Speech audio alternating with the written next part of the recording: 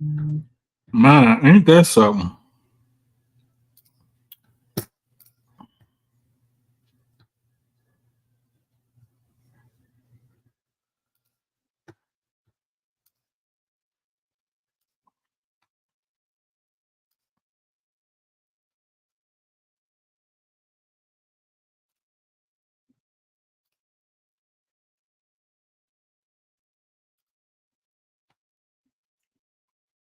All right, so we can't be live on Twitter anymore because we need a premium account.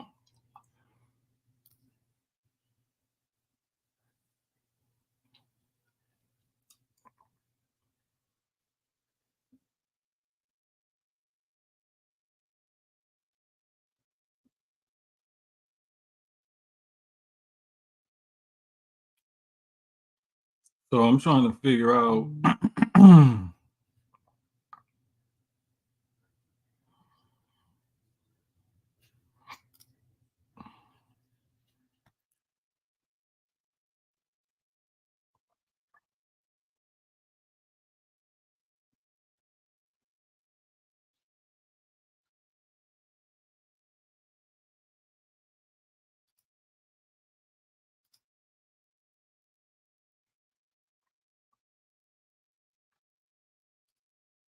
Yeah, we just gonna have to go live here because it ain't working on it ain't going on the Twitter. So I don't know why, but I that whole pay to go live on Twitter thing, that's ridiculous.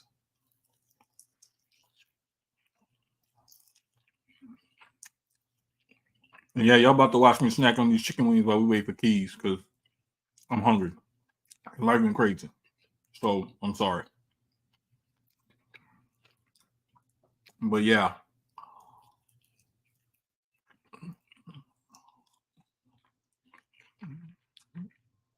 Hey, episode 40 of Sucho Sports, we live. Um, we probably gonna get it popping in a little bit. Key said he was signing in, but you know what I'm saying? Things been crazy. We had a storm here last week, power and everything was out. Um, see this little white hair right here on my mustache, bro? I hate that shit. Be looking so out of place, be looking like a booger half the time or something. I just hate that shit. But anyway, yeah, man, things just been wild. So glad to be back. Had to be out last week because I like barely got my power and stuff back, and they said it was going in and out and shit like that. So like I was nervous about trying to get on the pod. I had just got my power back. The AC wasn't even working right. You know what I'm saying? So it was just like it was a lot. It was a lot. But I mean, it is what it is. We here. You know what I'm saying? So what can you do? You know? It is what it is.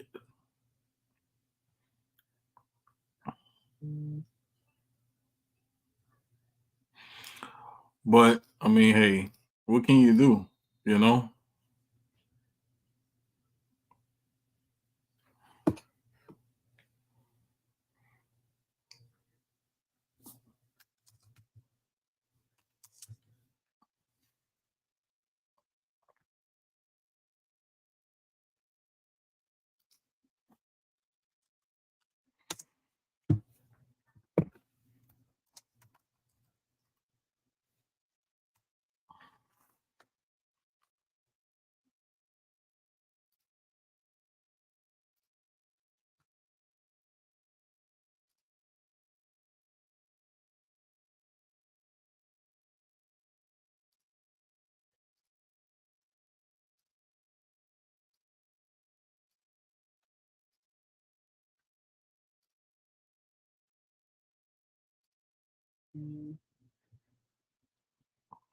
I'm trying to figure this stuff out, man, because they want us to pay for Twitter before we go live. So I'm trying to see how we can make this happen, Calvin.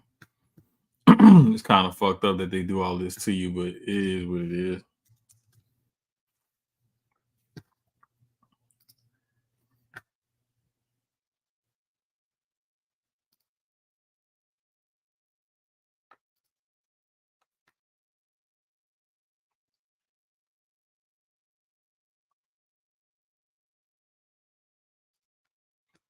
Okay, now let's see.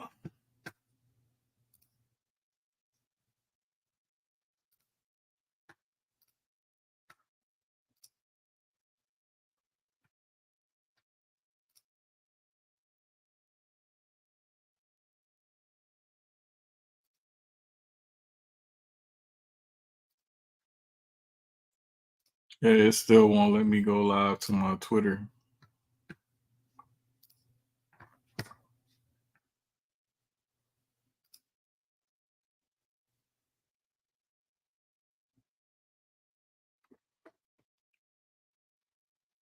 Trying to figure this out.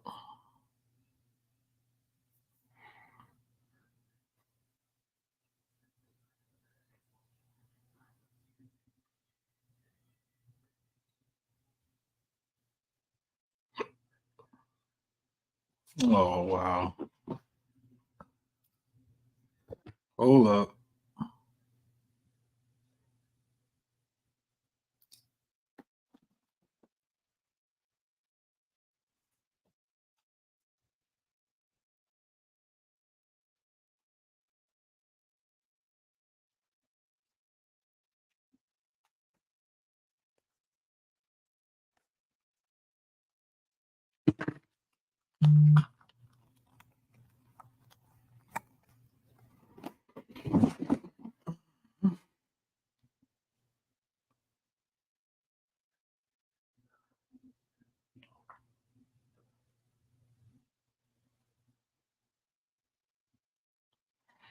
Man, they making me like take a picture of my ID and shit. Like this is ridiculous. All I'm trying to do is just go live to grow this pod and do what we do, man. Like I'm just trying to like find out the best way possible for us to maximize things. You know what I'm saying? So now they want me to take a selfie.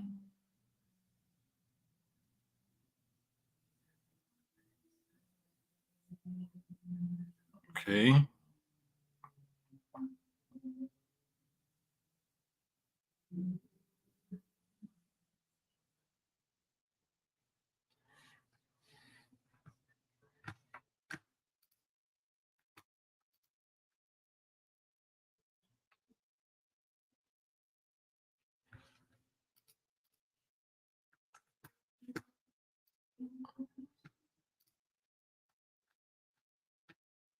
Okay. Let's see. And here's Keyz. Now let's see if I could go live on Twitter. About to say, did you start the live? Bro, I had to upgrade the Twitter to try to go live. And I forgot that we had to upgrade the Twitter. So I did it on mine, but now it still won't let me do it. Oh.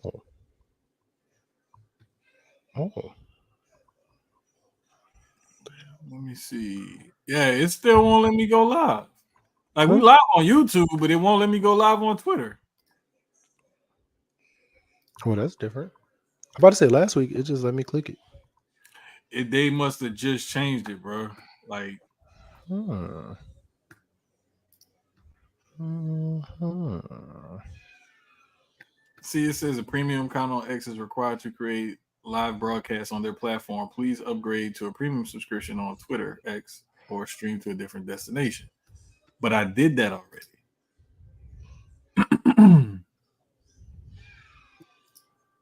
Let me see.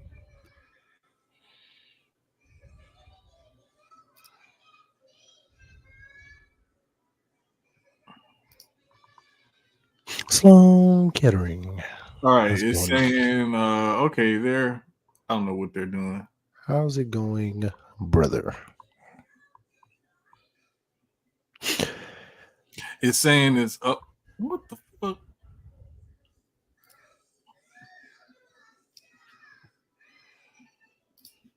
Bro, I don't know what the fuck wrong with this damn thing, man. I hate this shit.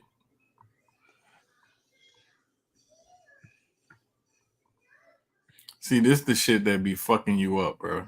Cause like, why can't my shit just be like straight? Why can't I just go live? Like, why Right. I gotta do all of this? Just want to click and go, guys. Click and Yeah. go. So while Jermaine is getting everything together, I'm talking in this lovely voice. I've been on TikTok way too much, watching people like stream Fortnite and stuff. So I'll be like, I'll be picking up on shit, niggas. This is one guy I follow. Like when you come in and he sees you come in, his voice just changes, no matter who it is. Like whether it's a guy, or woman, he'll just be like, "Hello, thank you for joining. Welcome to us. Welcome to the house." It'd be funny as hell. But yo, what's up, everybody? It's Wednesday, episode 40.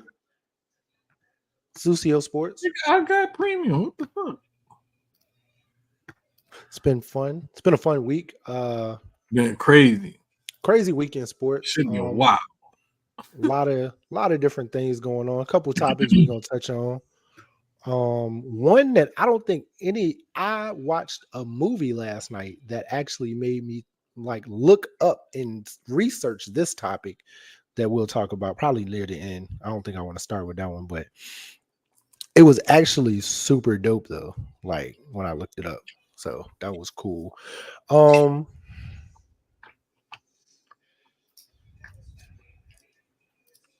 yeah, she updated the laptop and that's what took me so long to come in.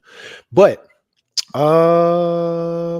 let's get this intro though, because I caught a slight preview.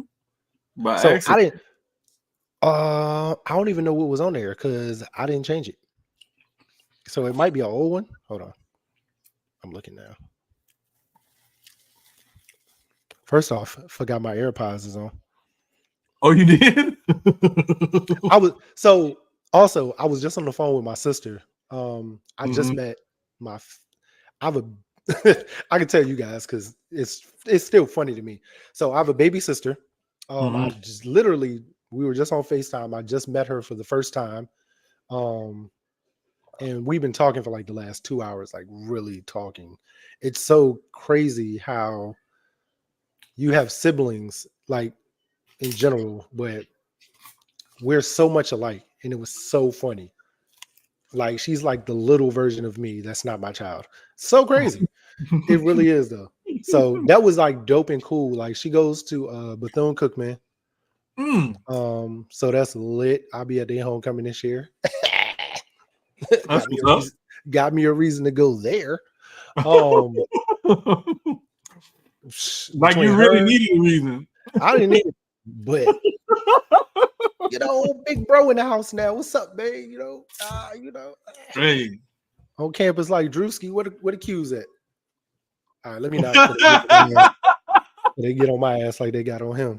Let me calm that down. But nah, it's gonna be shout out to my Q dogs, Hey, Aroof. No fake repping. No fake repping. Aroof. But that's pretty much it, man. My week and weekend it's been chill. They just put a new park remember I was telling you they were finishing up this park by the crib. So they finally finished it. We went there today. That shit is huge, yo. Like that park is lit. I'm about to get me a BMX bike, get me a new skateboard. I'm about to be out there like I'm that's 12 the skate again. park you was talking about. Yeah, it's got when you first walk into it, they got to the left, they got a huge skate park and BMX. So the skate park and the BMX park are like next to each other. And then on the other side, they got the splash pad and the playground and all that for the kids. They got an event lawn, like an amphitheater type of event lawn. Like that shit lit. Yeah. All I saw was dollars because my property value just went up again. Ain't nothing like owning a house and that property value keep going up. I love it, bruh. That's why I told you by the time they done over here, this shit gonna be worth like 600,000. I love it, nigga. Keep building. I'm sitting tight. I want to do it so bad and pull the trigger so bad, but I know it needs to stay at least a couple more years. Let the market stabilize. We got here at the right time. Yeah, I'm gonna do about we gonna do about 5 here and probably rent it out. But we're not gonna sell it. We're gonna rent it out, but the rent gonna be crazy on this because of the area. We already close by the airport. Then they building all this other stuff. It's gonna be love. So Other than that, my week has really been chill since last week. Episode 39 will be out soon. I know we're recording episode 40 right now. That was kind of dope last week, talking with Breeze, talking boxing. Oh, bro, I loved it. The Yeah, that little bit that was. I could like tune into and everything, I loved it. I can't wait. That's why I said that all, like, when we do the pod right before the Terrence Crawford card. I want to bring Breeze back and my other homeboy Kenny, because Kenny was in the comments like the shit he was commenting cool, but like when you hear him talk boxing, them two talking boxing is beautiful, dog. So like, and plus I just like arguing with Kenny because he is a huge Devin Haney fan, and it's fuck Devin Haney, fuck Bill too. Yeah. So it's kind of like you and Loso talking football with Eagles and Cowboys. Fuck the Cowboys. He know that. Bro, it should be so funny, bro, because like you'll have a homeboy and like y'all be like this. You know what I'm saying? Y'all be tight. But y'all got different allegiances or whatever. And so it's always gonna like bring that little tension. But it's cool tension because y'all cool. But it's like, you know what? Like we cool and everything, but nigga, I can't stand your team. Yeah, but it's on. I told you, it's only like two it might be at the most, it might be 5, but I know off the top there's 2 Cowboy fans, 3 if you count Fam, because me and Fam don't really argue. It's just funny.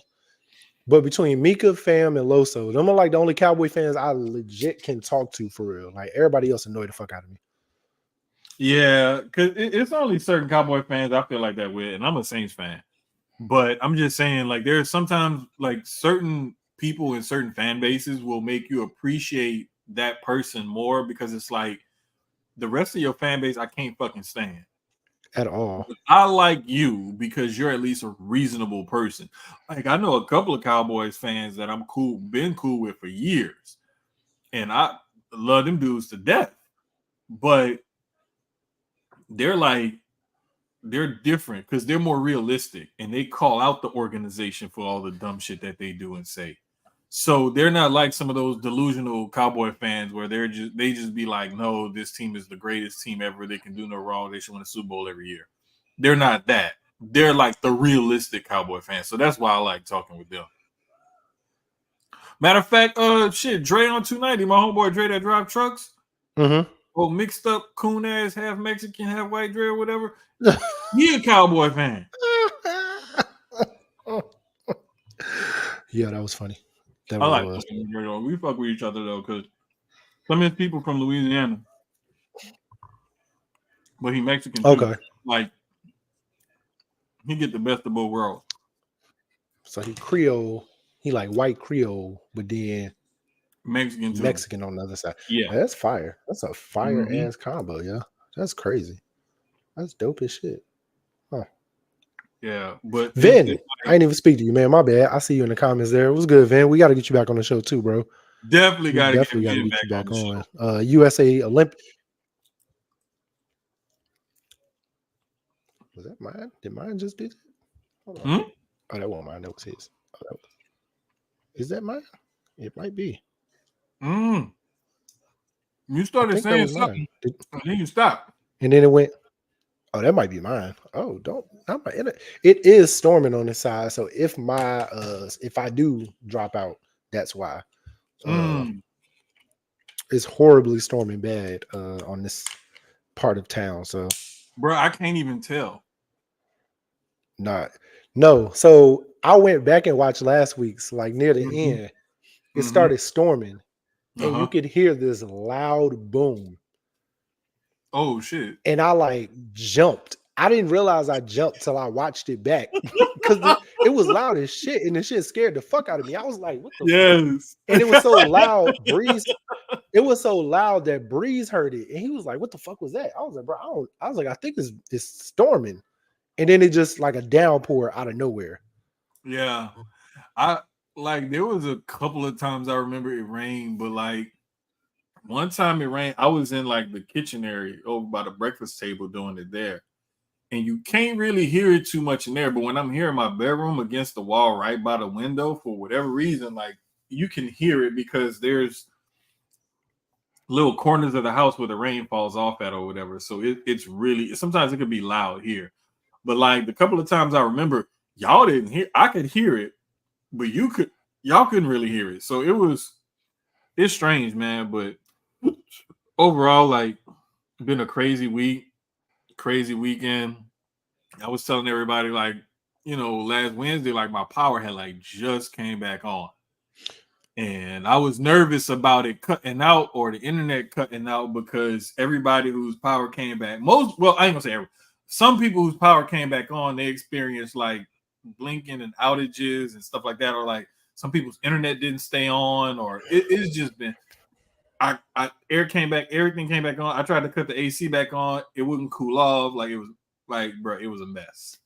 So I didn't get my AC back until like Friday. Yeah, Friday. Yeah, power came back Wednesday afternoon sometime. I couldn't get somebody out to fix the AC until Friday morning. So we had power and stuff, but it was just like, okay, we got power, we got internet, but we ain't got no air. So, man, everybody I know in Houston was like going through it during that, because I don't know how I could have did it. I ain't gonna lie, I hate being hot.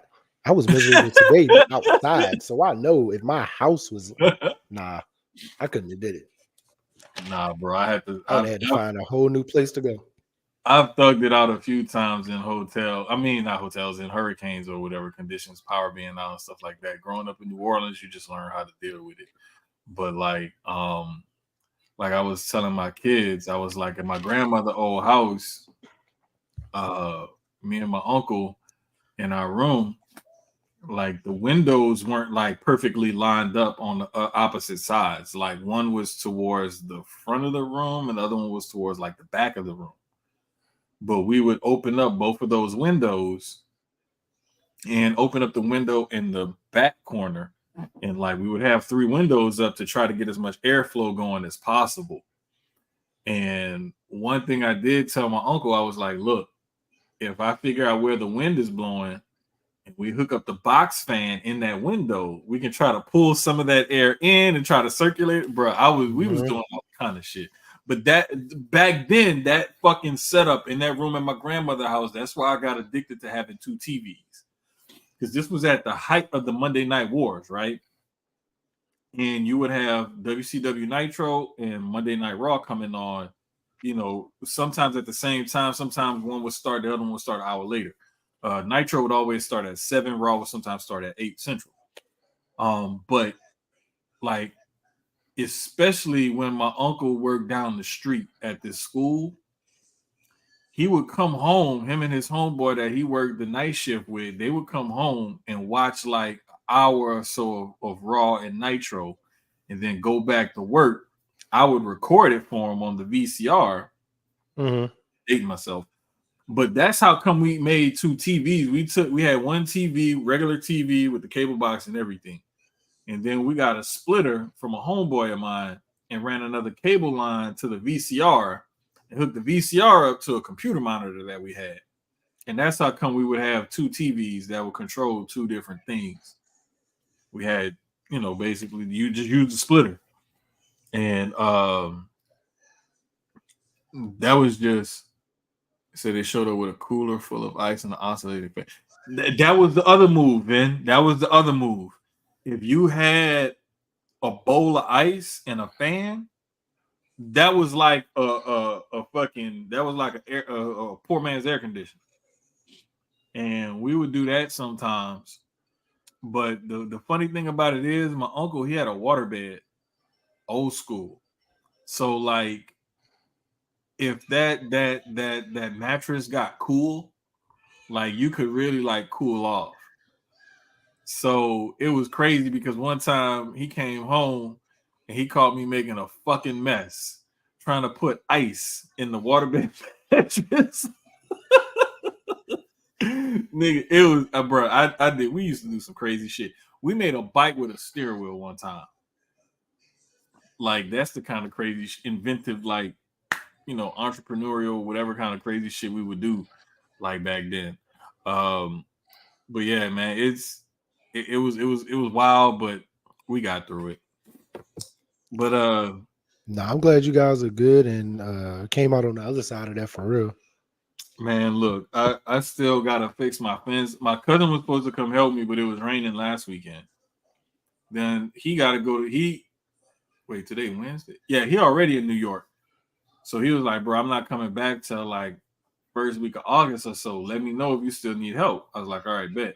And my mama was like, I'll come help you this coming weekend. I was like, nah, man, it's gonna be raining. We can't do no fence posts, no nothing with that ground like that. Yeah. So she was like, yeah, I just realized it was supposed to be raining. I'm glad I didn't buy my ticket or nothing like this yet. And because at first she was talking about flying, I was like, Mom, how you gonna fly and you gotta bring your tools? You don't have to drive your truck. He was like, oh, you know, I didn't even think about that. I was like, yeah, I know. I could tell. Not this. Here she go with her catchphrase. I caught her last week before she said it. Bruh, as soon as I said it, she posted it. Every time she tried to say something or do something or whatever, I be trying to catch her. I caught her, I think, once with it. But that's like fam got me started with that because fam would be like, oh, catchphrase. And I'd be like, I gotta get to it. Do people have water beds anymore? I remember they used to be like a status symbol, like, oh shit, Uncle John got a water bed. And then he's not lying. He's not lying. Bruh. I remember, like, I felt like everybody in my family at one point had a water bed when I was little. My dad had one, my mom had one. I feel like my aunties had one. I know my uncle did, nasty nigga. I know he did. It was like, it really was like a status thing. Like, bro, if you had a water bed, you was that nigga. And you got the hose. It was like, bro, like as a guy, like that's why I said my uncle a nasty nigga. Because now that I think about it, I'm like, yo, that nigga had the hose. My uncle was the hose. Wait, the hose. If you had a water bed, one of them big screen TVs, oh nigga, you was rich. The ones that sit on the floor. Yes, the floor models. Floor model, yes. The one that, yeah, the one that if it fell on you, you was dead or severely injured. You was gonna die. Yeah, you couldn't lift that much. You needed 12. I'd rather be a pallbearer at a funeral than trying to lift one of them motherfuckers. Bro, look. Them bitches heavy. Not this. God. Not this.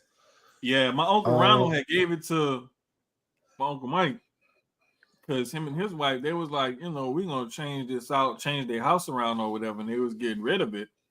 So they ended up giving it to my uncle. And we broke it down, brought it uptown, set it up and everything.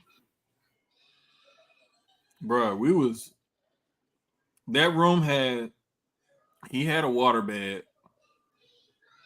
I had like some nice mattress or something, but I only had like a little small bed.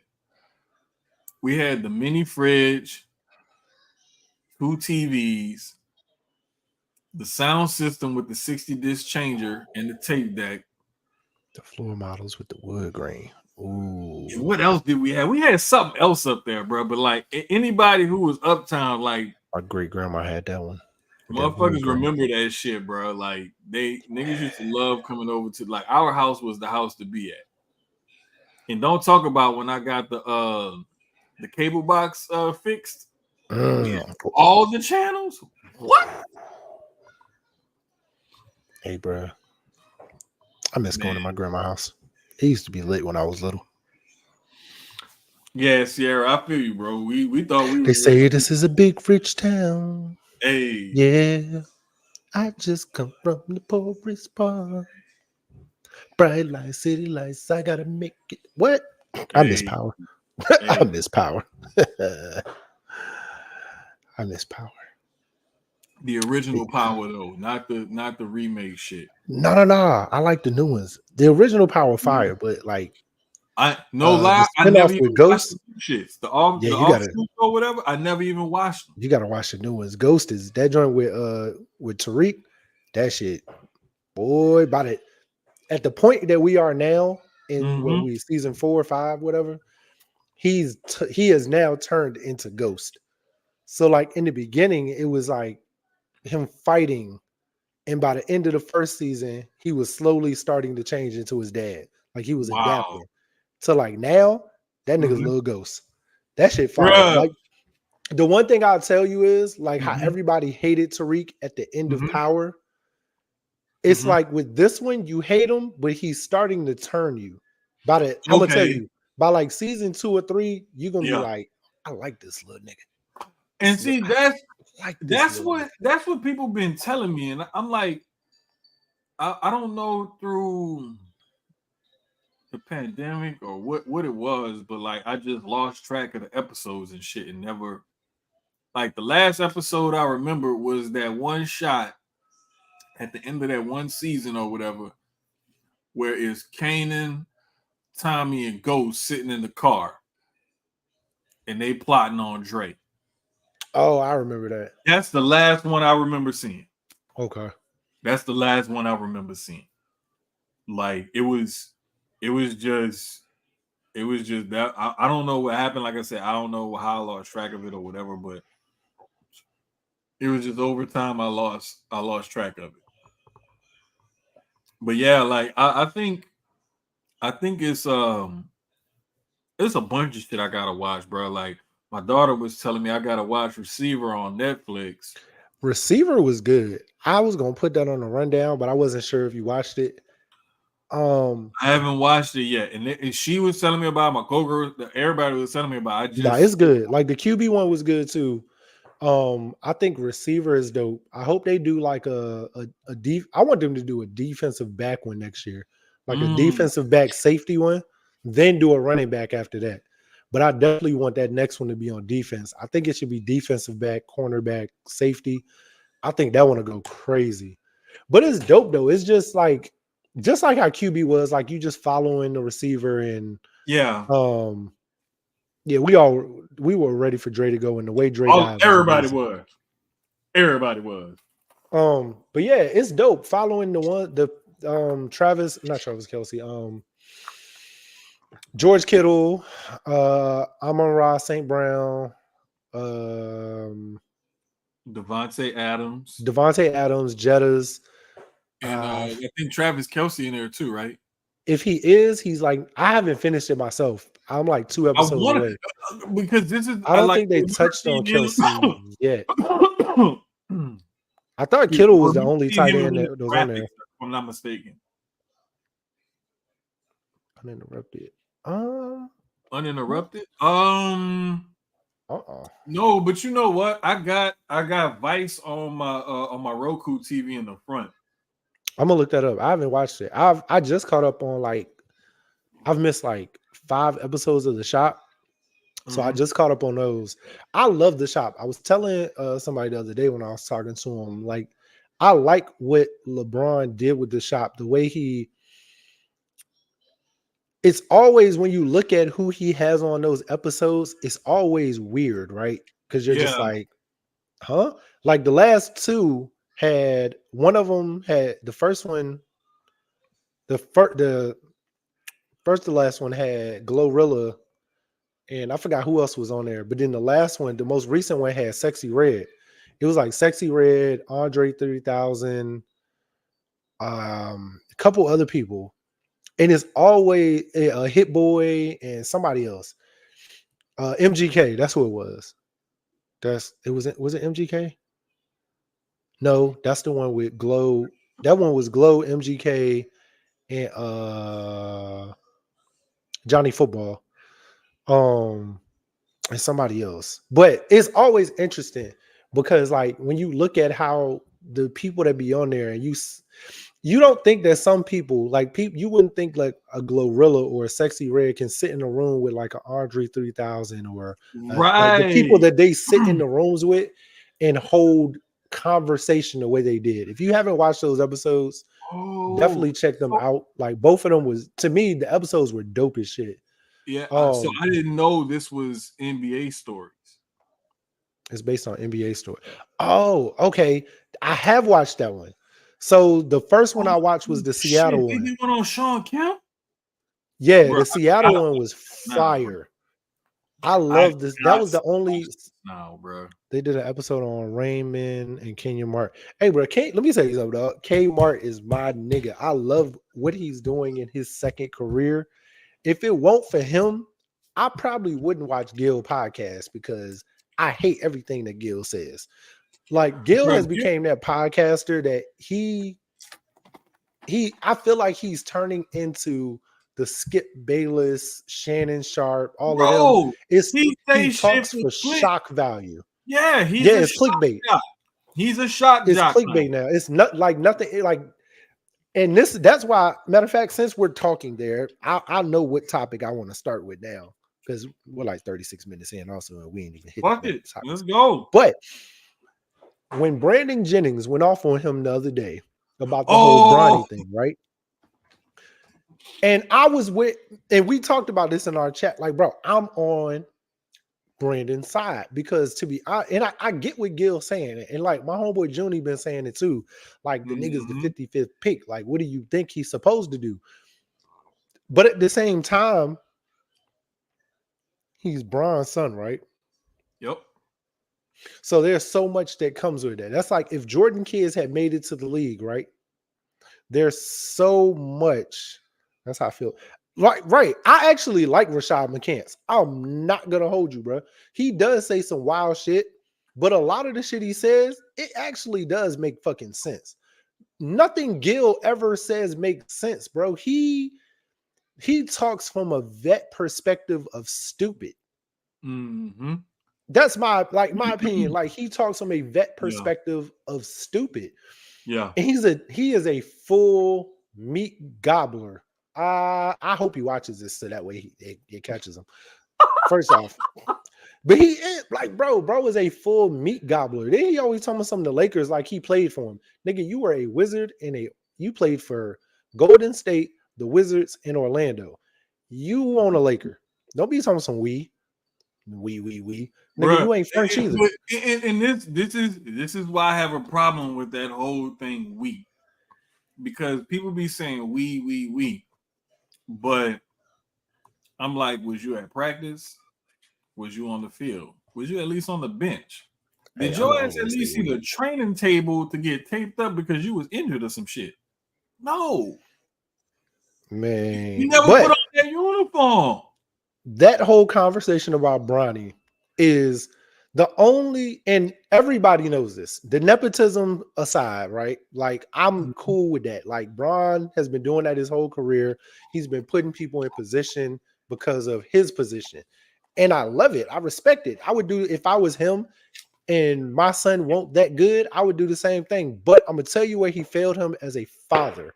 And this is the first time I think I've ever, like, in a sense, questioned Bron as a father, right? Mm-hmm. Because I think he's an amazing father up until this point. I've always said, like, basketball shit aside, all of that, like, Bron is an amazing businessman and an amazing father. Like, but he failed his son.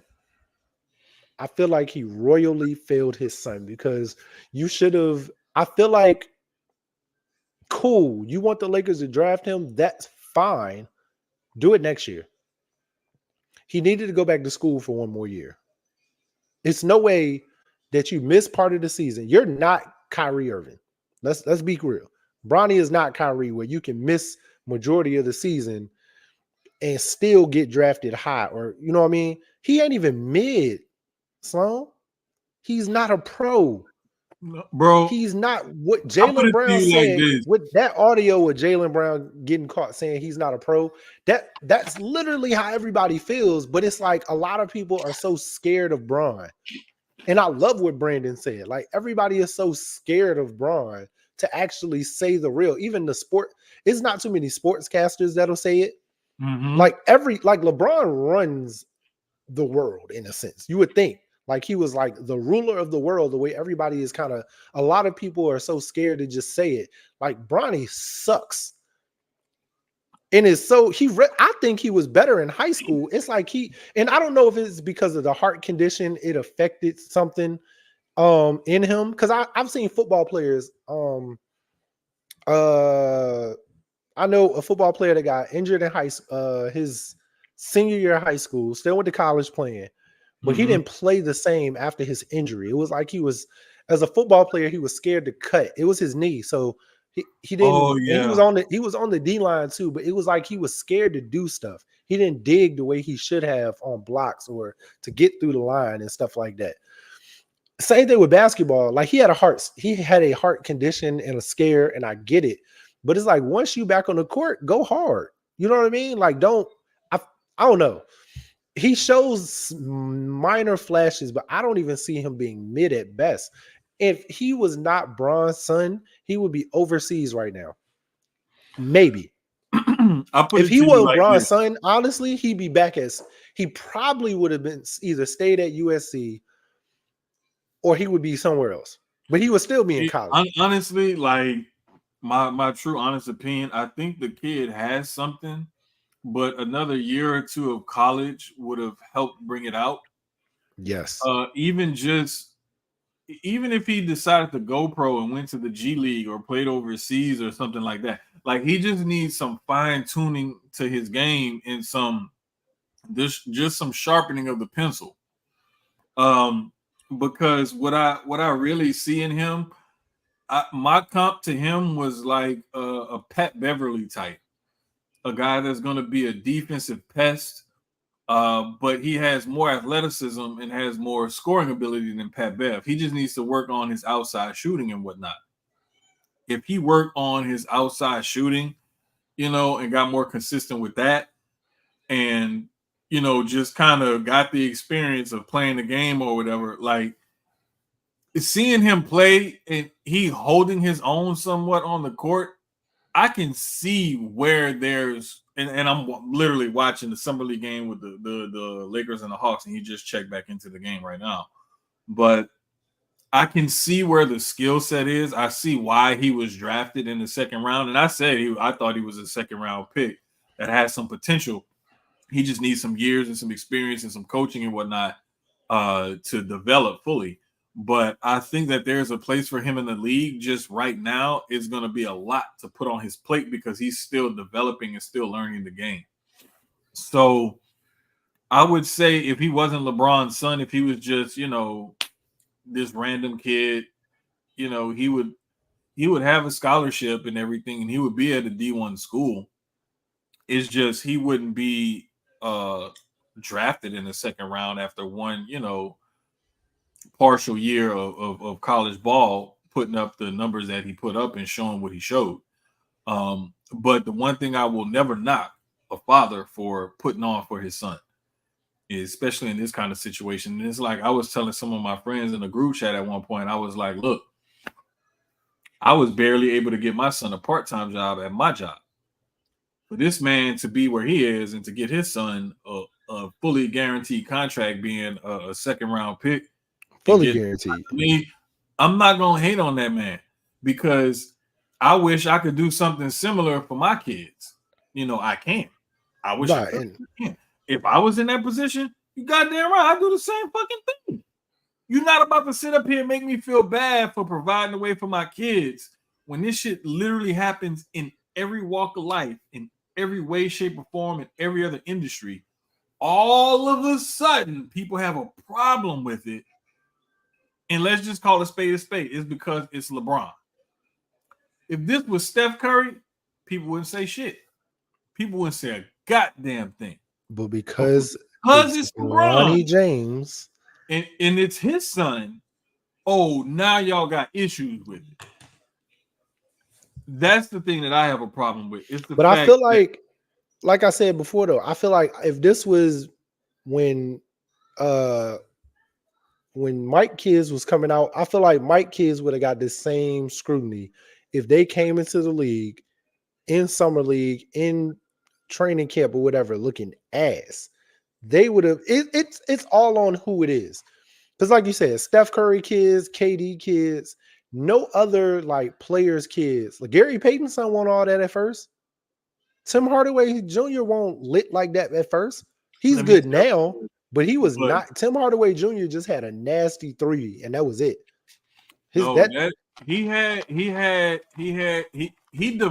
the outside shot, but what he was like a jack of all trades kinda, and didn't really have that one thing that separated him until he was in the league for a little while, and he got better at he got way better with his shooting, and he got better with like playmaking, getting to the basket and creating shots and stuff, not only for himself but for others.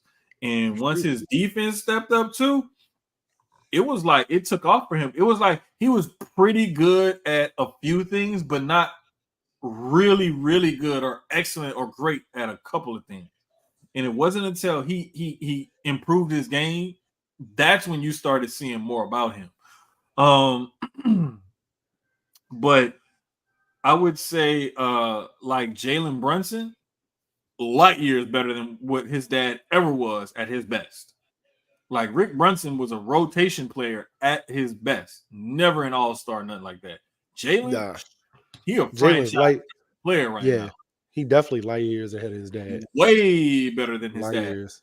Jordan's kids, they were like D1 players, but not like high-level D1 players. I think Marcus was the better one. Yeah, but Marcus also like baseball more than he liked. Both of them like baseball more than they liked basketball. It was kind of one of them things like Jordan's my pops, and I got to put the ball in my hand. Like I have to. But Marcus also turned into an amazing businessman on the other side. So, and his daughter Jasmine. His daughter Jasmine works for the branding, and she, oh gosh, I can't remember what she does. It's something with. Let me tell you something. Like marketing or something like that, if I'm not mistaken. Mike had an amazing basketball career. He helped create some fantastic Jordans. I'm pretty sure they pretty much just created them and then brought them to him. Like, you like these? All right, cool. But his greatest creation is Jasmine. Oh Lord, here we go. Let me tell y'all something. So my brother went to Syracuse with Rakeem Christmas, right? Mm-hmm. So when I found out Christmas was dating Jasmine, I was like, how the fuck you do that? I swear to God, I looked at this nigga. And Rakeem Christmas is all of like what 6'9", 6'8", 6'9". So I'm looking up at the nigga. Yeah, something like that. Yeah. I'm looking up at the nigga. And I'm like, how the fuck you do that, nigga? How did you? What room? How did you? How did you get into the Jordan house? And then because of that, he gets sponsored by Jordan when he was with when he was in the league when he played for Indiana. But I'm just like, how did you do this? How? I hate you, nigga. I hate you. I hate that nigga so much. Hey, but you know what? It's like Doc Rivers' daughter. He has a daughter that plays volleyball. His daughter is oh yeah, boy. Oh, yeah. My brother, so same brother when he was at Duke, mm-hmm. before he went to Syracuse, I used to love going to visit because him and Austin were. So the crazy jump was him and Austin were cool and they were roommates. Mm-hmm. So,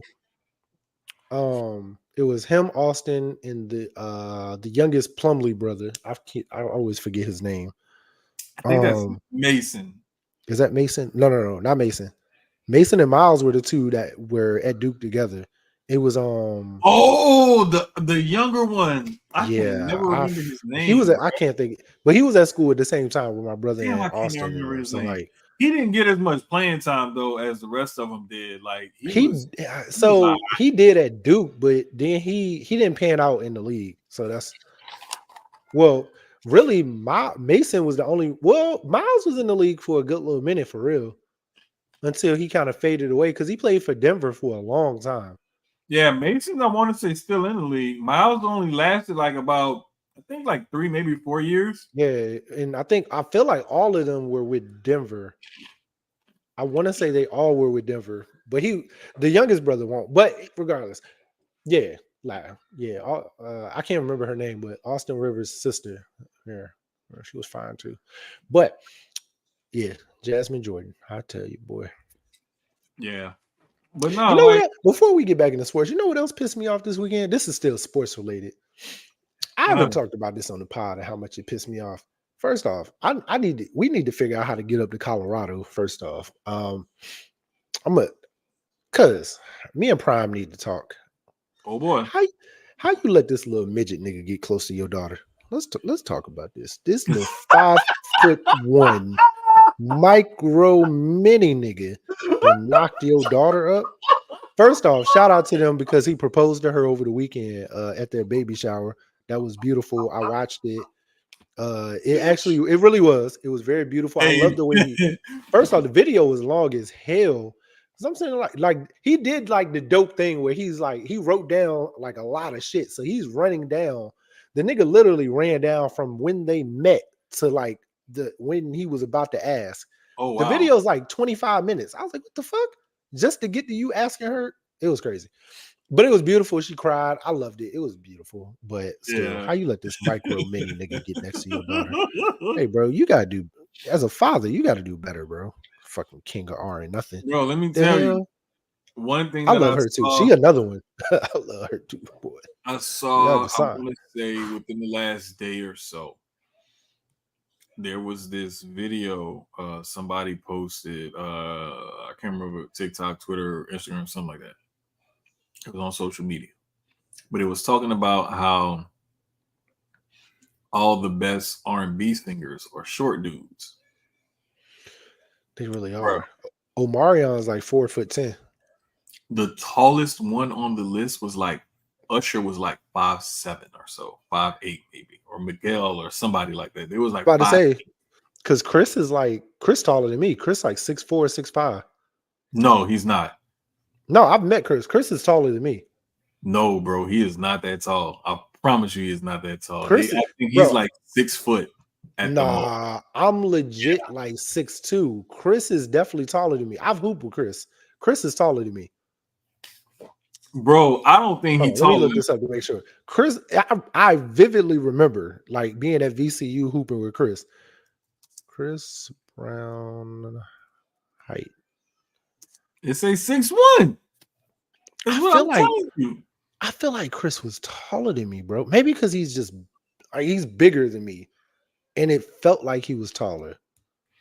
Bro, if he was bigger than you at that point, then you was a little nigga because that nigga has never been. Oh no, I've always no.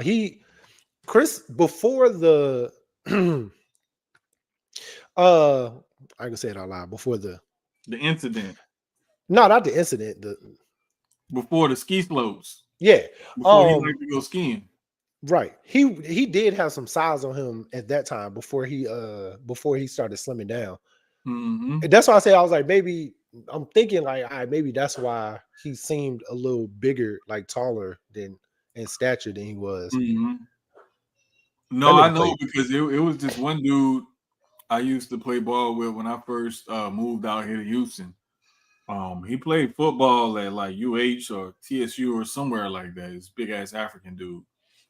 And he, I think he played like linebacker or D-line or something like that. He big old dude, swole.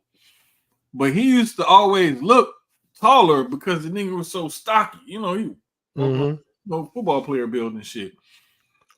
It was him and there was this other couple of big ass African dudes I used to hoop with back then. And they would look, taller than what they were just because they were so, buff and wide and everything. And I think a lot of the times, like I see, especially with, I want to say it's like wide receivers, sometimes linebackers, and a couple other positions, like they look like I'll never forget realizing Jamar Chase is only like 6 foot, maybe 6'1".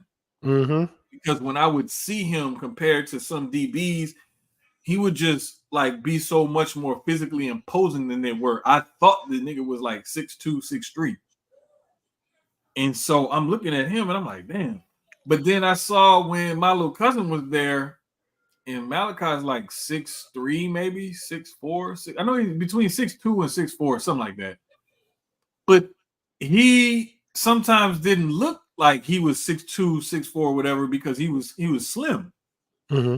It's just the way the body is built. I see what you mean when you'll say you think somebody's taller than what they are because they're, naturally bigger or whatever. But there was a lot of like crazy stuff. Like today I saw the men's basketball team, they was playing Serbia with Okay. and at first Serbia was giving them some problems. And the defense was kind of off and the offense wasn't really clicking. And you saw some of that, how they have some of the miscommunication on offense and defense just because of the chemistry isn't quite there. Mm-hmm. And then it was sometime like in the mid part of that second quarter, I want to say they went on like a 9-0 run and never looked back. That's how it is every FIBA, Olympics, all of that with USA. Mm-hmm. You're going to have some games where they are totally dominant from beginning to end. And then you got them games where like first half they bullshit and then second half they come out firing. Yeah. Well, first half they looking great. Second half they like, It's always with that. It's the lineups because you're taking, in a sense, the best basketball players in the world and putting them on one team. Like the NBA's absolute best. And then a couple other niggas.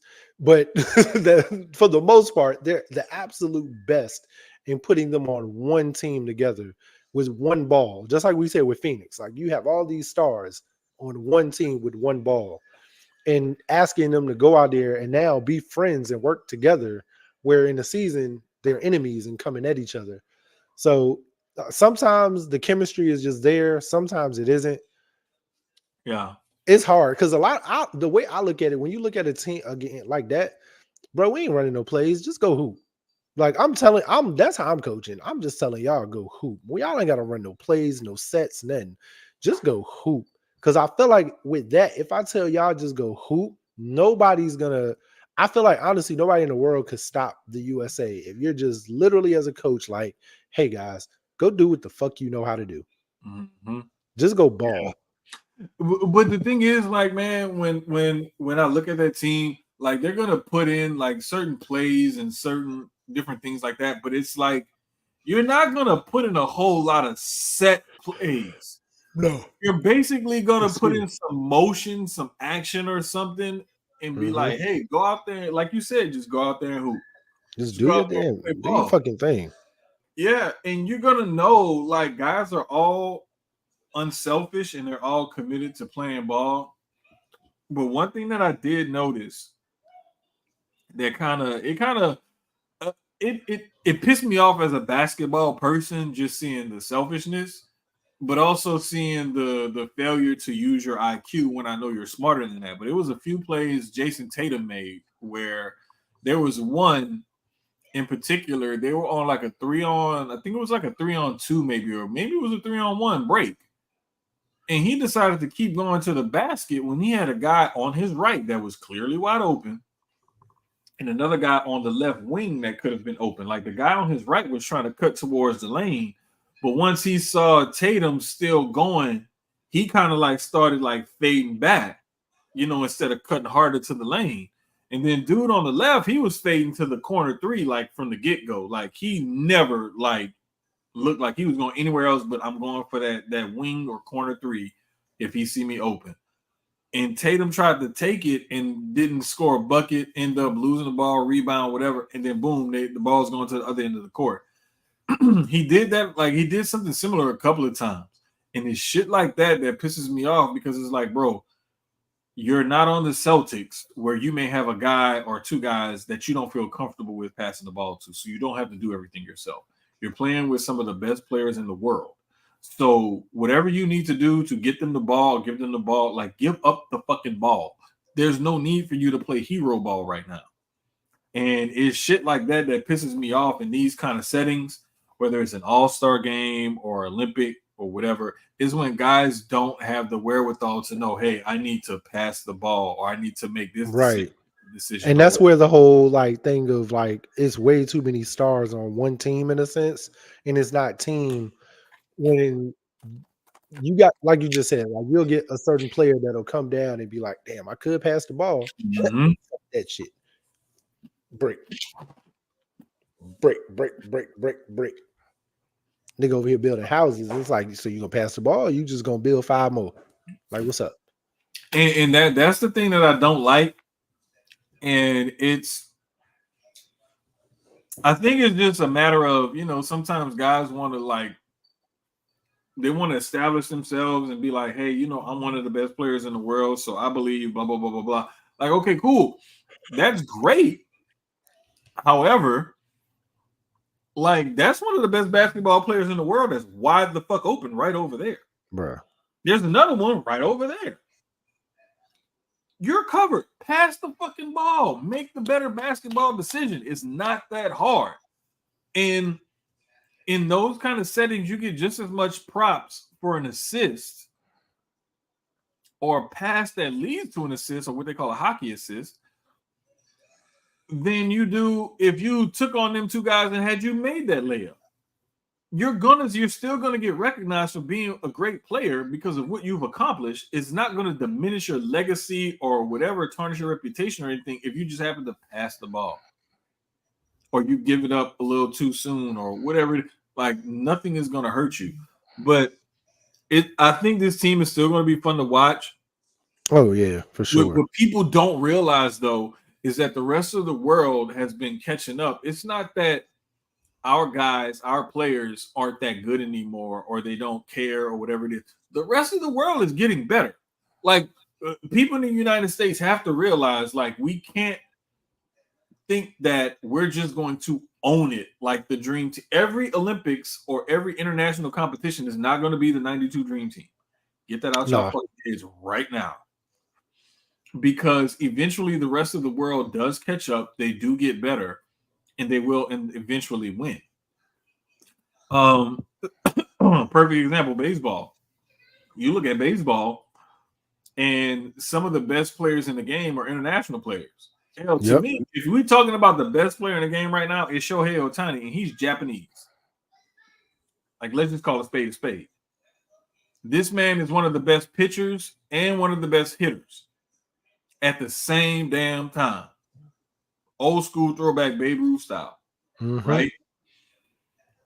And while he's recovering from Tommy John surgery, he can't pitch, but he's still leading the league in fucking home runs. Bro, what are we talking about? So you can't sit up here and expect Team USA to just continually blow everybody out by 20, 30 points. And every game should be a blowout victory. No, you cannot expect that.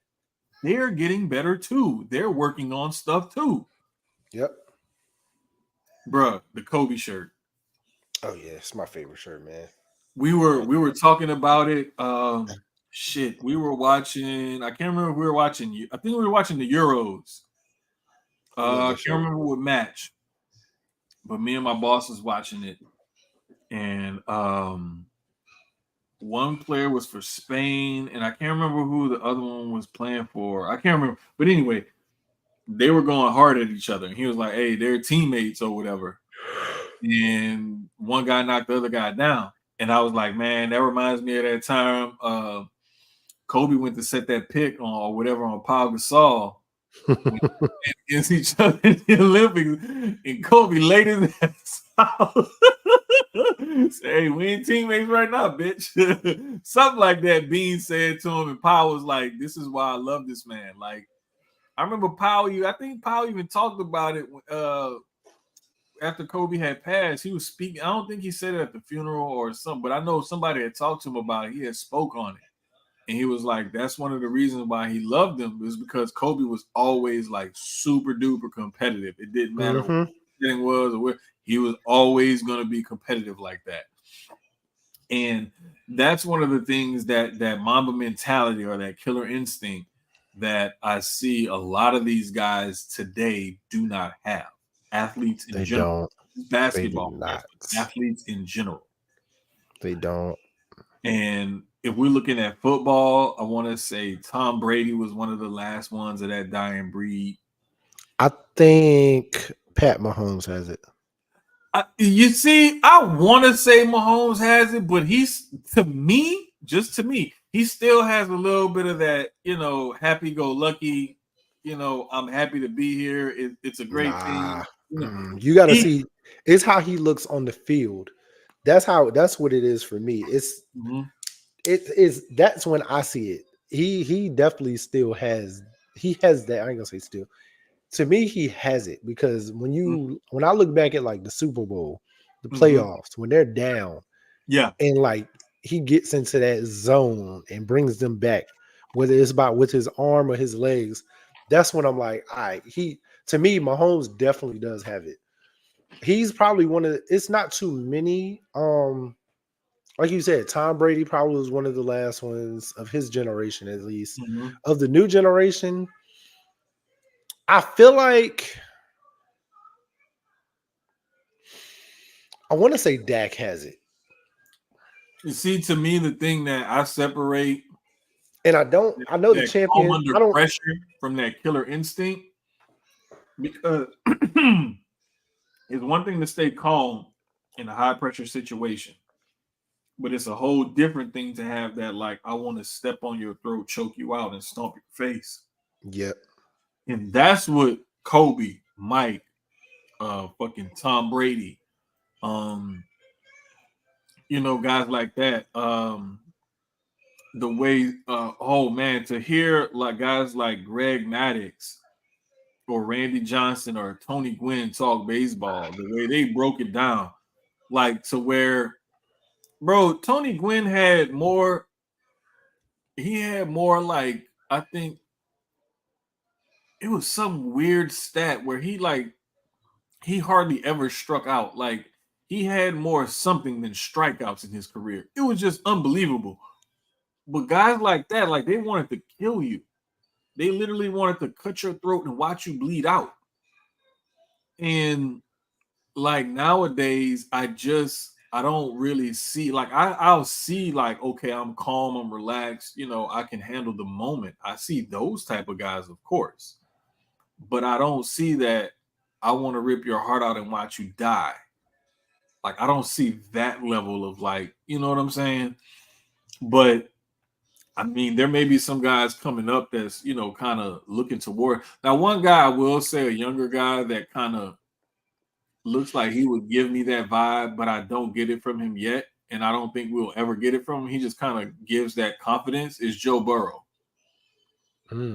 I kind of see some of that from him but I think it's just his dry kind of, he don't have like that super like bubbly personality with that charisma like some guys have, like kind of like Mahomes has.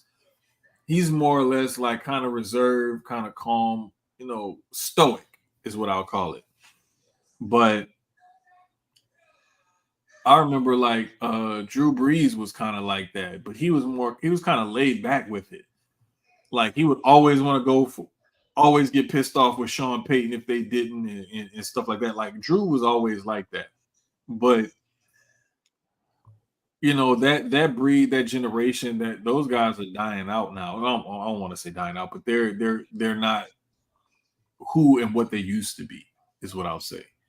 But I still love the game, and I still love the performances and stuff, and I'm still able to like watch the game in the different ways that, like, basketball, baseball, and football, shit, even hockey, like fucking golf and tennis have been played differently. Even when you look at the technological advancements in the science behind the game and the equipment that's used and so on and so forth. Like, there's so much that's different now.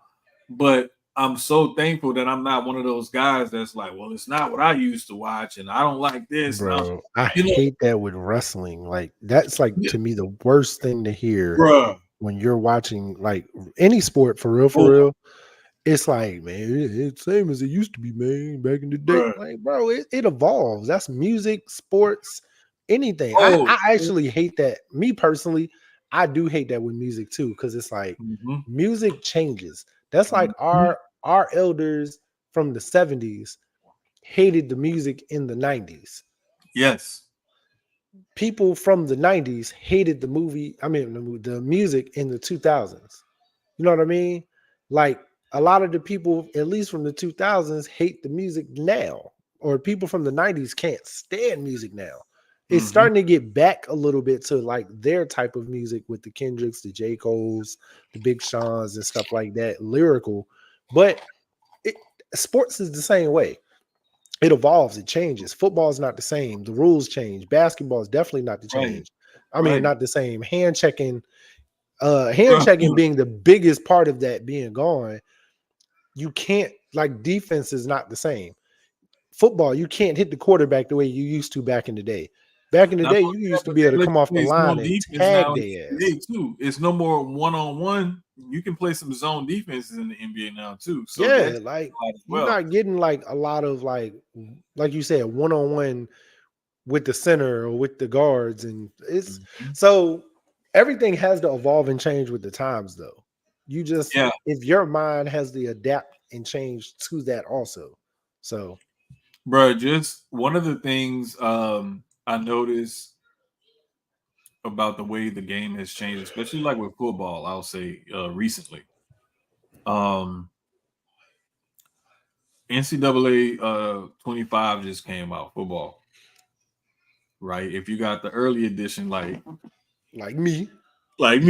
Hey, been playing that bit for 2 days, cuz. Yes, sir. Shout out to the U, baby. The U is back. Shout out to the U. The U is back.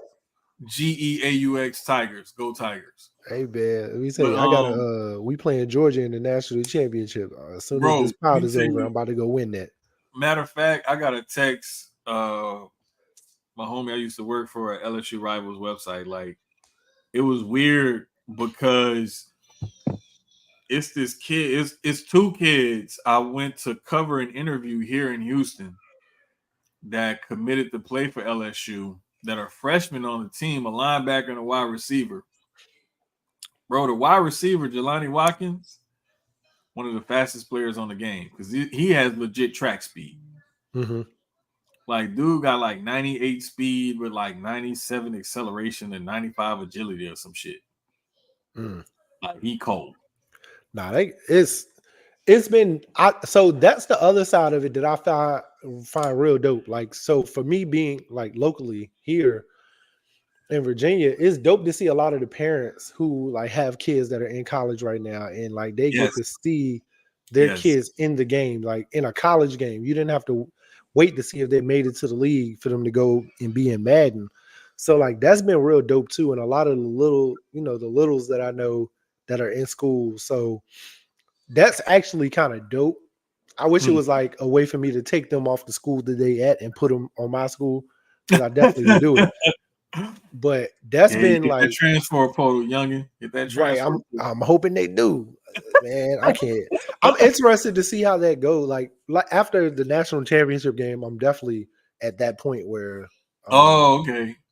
Like I get to see like recruiting is the same as it was before. A couple of changes that are dope, but pretty much the same as it was before. I think the gameplay is a little smoother. Passing is definitely crazy. Yeah.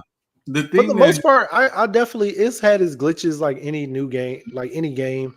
And this is the first one they in like 11 years. So they also didn't want to make it like Madden. That's the one thing that separated NCAA football from everything. It was nothing like Madden.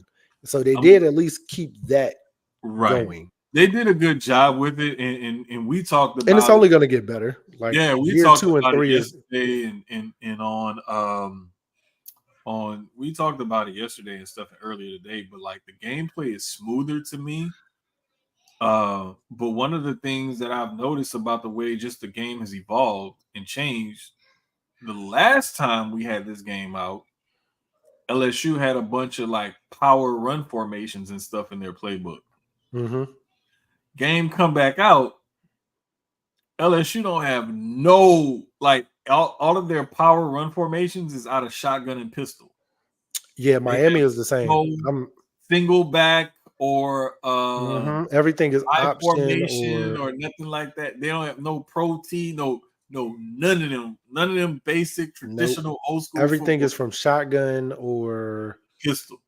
Or the pistol, yeah. Miami, I'm noticing that with a lot of schools. It's not. I don't think Honestly, now that I think about it, I don't think I've ran a play from center, from under center. Yeah, I think bruh, I really don't. Huh. is what I'm Yeah. saying, bro. Like that tells you, like that right there. And I saw another picture. It was from an LSU account. It showed Tiger Stadium the last time NCAA came out, and now Mm-hmm. and you see where they've actually had, I think, two different renovations to two or three. I know it's been at least two renovations to Tiger Stadium, where it's closed it up on the open ends and put more seats in there. So now it sits over 100,000. I can't remember how much. It's like 90 something, 100,000 or whatever that it seats now, where it used to seat like 80 something, I want to say. So they made a shit ton more space to fit a lot more people in there. And that's one of the cooler pictures that I saw comparing Tiger Stadium on the game before and then now.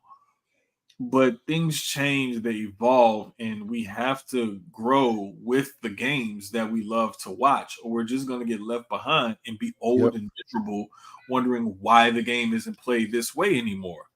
Um, One of the things I know, I talked about this with, it just so happens like I had another really good close friend, media mentor in town here that passed away Sunday, Ken Hoffman. Oh man. And it was crazy because I can't remember how he ended up passing, but I just heard the news and was like, it caught me off guard because like he and I had just talked or text like a few months ago. And shit been crazy with me and the kids and everything else. And he understood, like he knew I couldn't like holler at him and meet and this and that. But every so often we shoot each other a text or go back and forth on Twitter or something, and it would be cool. But I'll never forget, he used to talk because he was real big into tennis. And he used to talk about how people would complain about like the rackets and the technology with the rackets and the balls and the this and the that. And, you know, he just looked at things from a different perspective, and he was always able to give a different type of insight. And he was just like, he was like, it's just like with golf, with the clubs and the balls and the this and the that. He was like, there's always going to be some sort of advancement that somebody's going to make the game better, or help the players out or whatever, and there's Mm-hmm. always going to be somebody that's going to have something negative to say about it because they want it to be the way it traditionally always was. And I remember he and I having that conversation, and he was like, you got to learn how to roll with the punches and grow, or you'll just get left behind. Mm. And he was like, that's why I like hanging out with guys like you that are much younger than me, that can, show me some different stuff, or I can pick up on some different things from y'all and kind of keep things going, And I never understood. I was like, man, this dude old as dirt, and we hanging out with him, but he cool though. But like he said, he was like, you got to learn how to adapt. And if you don't, you'll just, fall by the wayside. And that's one of the things that I see with a lot of like players who have longevity in their careers, like a LeBron or a Kobe or a Tom Brady, especially, or guys like I remember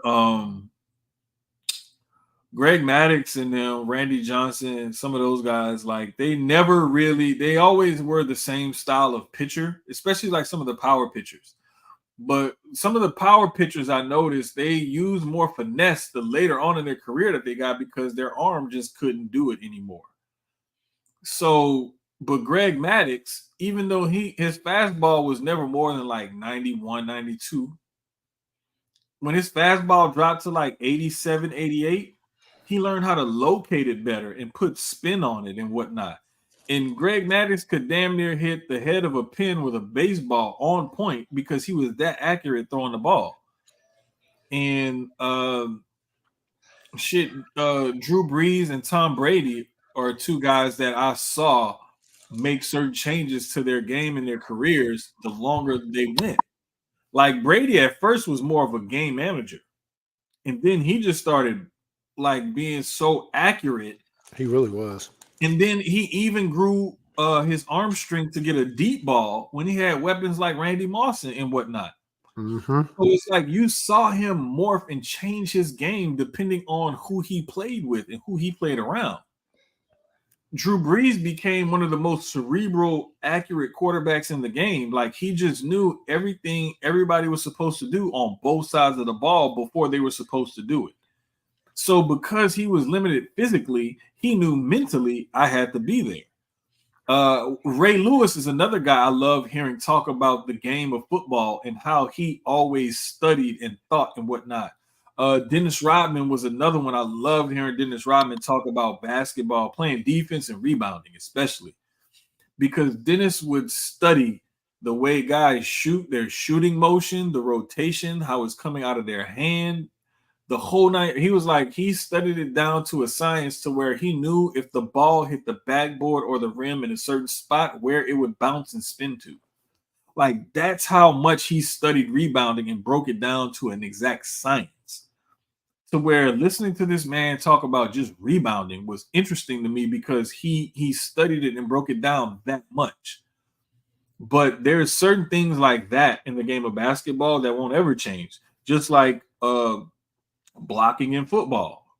You know, if you can control that man's pads when you lock in onto him, and especially if you're run blocking, it don't matter if you're zone blocking or if it's a power run play or what. When you lock in onto that man's pads and you have control of him and you got that leverage, it ain't shit he could do about it. Nothing is going to change about that in the game of football. So there are certain things that's going to change, certain things that's going to stay the same. And I really think that people need to learn how to grow and adapt with the game, or they're just going to be frustrated and start hate watching it. And I think drawing that comparison to pro wrestling was great because that's where two of us as wrestling fans see the biggest divide is with people who want old school traditional pro wrestling, but they don't like the way the game is being played today. Nope. And it's like, bro, you got to get over that shit because it grows and it develops, and there's things that change and morph, and you won't always get the same shit. So you have to learn how to grow and develop with it, or you're just gonna be one of those people that ends up hate watching everything. Mm-hmm. You get left behind, bro. I'm not trying to get left behind because I enjoy this shit. I do. Like, you know, and I've talked about it before, like watching my ex-girlfriend watching her son play ball and her nephews and stuff like that. Like that shit got me back into the game. And watching the women, you know, really, it's been the women the last couple of years that have got me back into like legit watching all types of basketball and stuff. You know, football has always kept my interest just because like that was like my favorite sport. And I've always been really interested in baseball because that was another sport that I had to like work at to try to play and get good at or whatever. So I'm gonna always have some interest there. But it's like basketball, it kind of waned on me because it was like, okay, the game has changed and it's whatever. But it's like, I just don't see where it was holding my interest like that. And just recently in the last couple years is when it started to come back to me, to be honest with you. When Kobe left, I really wasn't watching that heavy because that's why I was still watching. Like, right. Up until recently, I just got a new favorite player. Ant Edwards has become my new favorite player, first off. Like, I love the way Ant's game is. Like, I'm definitely not a Minnesota fan. It's still Laker game, but like him, DeMar DeRozan, like, hey, I already know. Like, but I like the way his game is, and like DeMar DeRozan. I like Devin Booker. Like there's so many of these younger guys. Like their game, I like the way they play. So, but you know why? And I thought about it one time we were talking, and when you were telling me some of the guys you like to watch, and I thought about it, I was like, you know what? They got certain aspects of Kobe's game. That's why he's like watching them guys. D Book especially because him and Tatum are like yep. I was about to say Tatum. Right I like watching Tatum. But DeMar DeRozan reminds me of mid-range Kobe. Yep. That's why not only that, but a lot when DeMar commits himself on defense, he can have that same defensive intensity Kobe used to have. And that's why like a Paul George reminds me a little bit of Kobe as well, because even though he's a little bit, longer armed, a little bit taller guy, he will have that defensive intensity when he's like locked in on that end, and he will shut your ass down. Yeah. That's another one that reminds me that has some aspects of Kobe's game in him that I can see in him today that's still playing. I'm interested, like how he's gonna work in Philly too. Well, I'll put it to you like this: when I saw that signing, I know a lot of people thought the same thing like you thought, but one thing that I felt like it may work out better is because to me, he could be a more athletic, better defensively, better scoring, just a better overall version of Tobias Harris. Because if you think about it, he's the more athletic and better overall version of what Tobias brought to the table. Because Tobias was okay defensively, he was okay offensively. He was more of a 3-4 than a 2-3 like Paul George is. If you're looking at traditional, kind of roles or whatever, but Paul George will play more of a wing, whereas Tobias could play some wing and some post players. Yeah. Paul George is more exclusively a wing player. He's just a bigger wing player. But they have some similar things that they can bring to the table that I think will benefit Philly in the long run, as opposed to like looking at, well, we don't have this guy, he can't do it. Well, no, this guy can do all of what that guy could do and then some. He may be a little bit older and longer in the tooth, but he's still got something left in the tank. And last year really proved it. I still don't think PG is the missing piece to Philly. Mm-hmm. But I think it's an upgraded piece from Tobias Harris. So, and it's a vet. So it's gonna be interesting. I think it's gonna be fun. It's the East is gonna be fun to watch in general because it's Orlando's getting better. The weakest team is still Washington, but it's like it's in a sense even Charlotte has gotten better. So it's like Washington is like that one team by itself. I would say Washington, Atlanta, and probably Charlotte.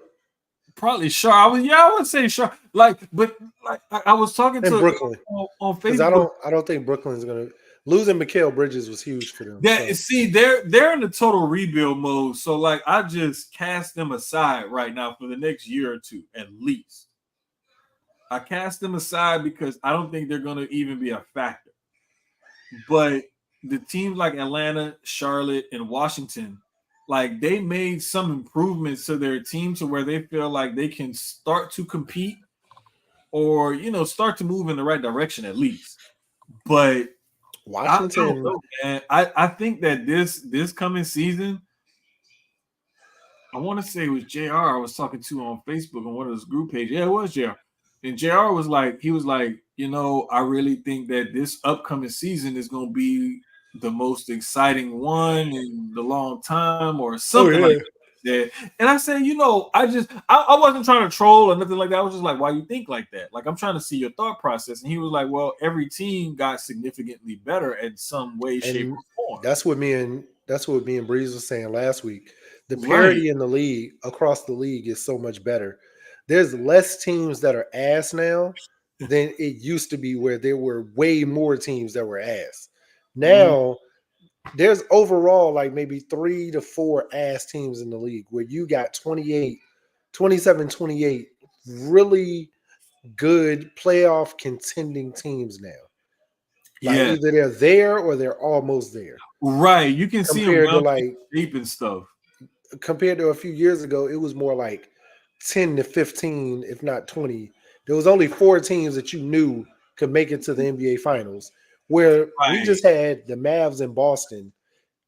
Pretty much everybody had Boston, but how many people actually outside of Mavericks fans had the Mavs in the Finals?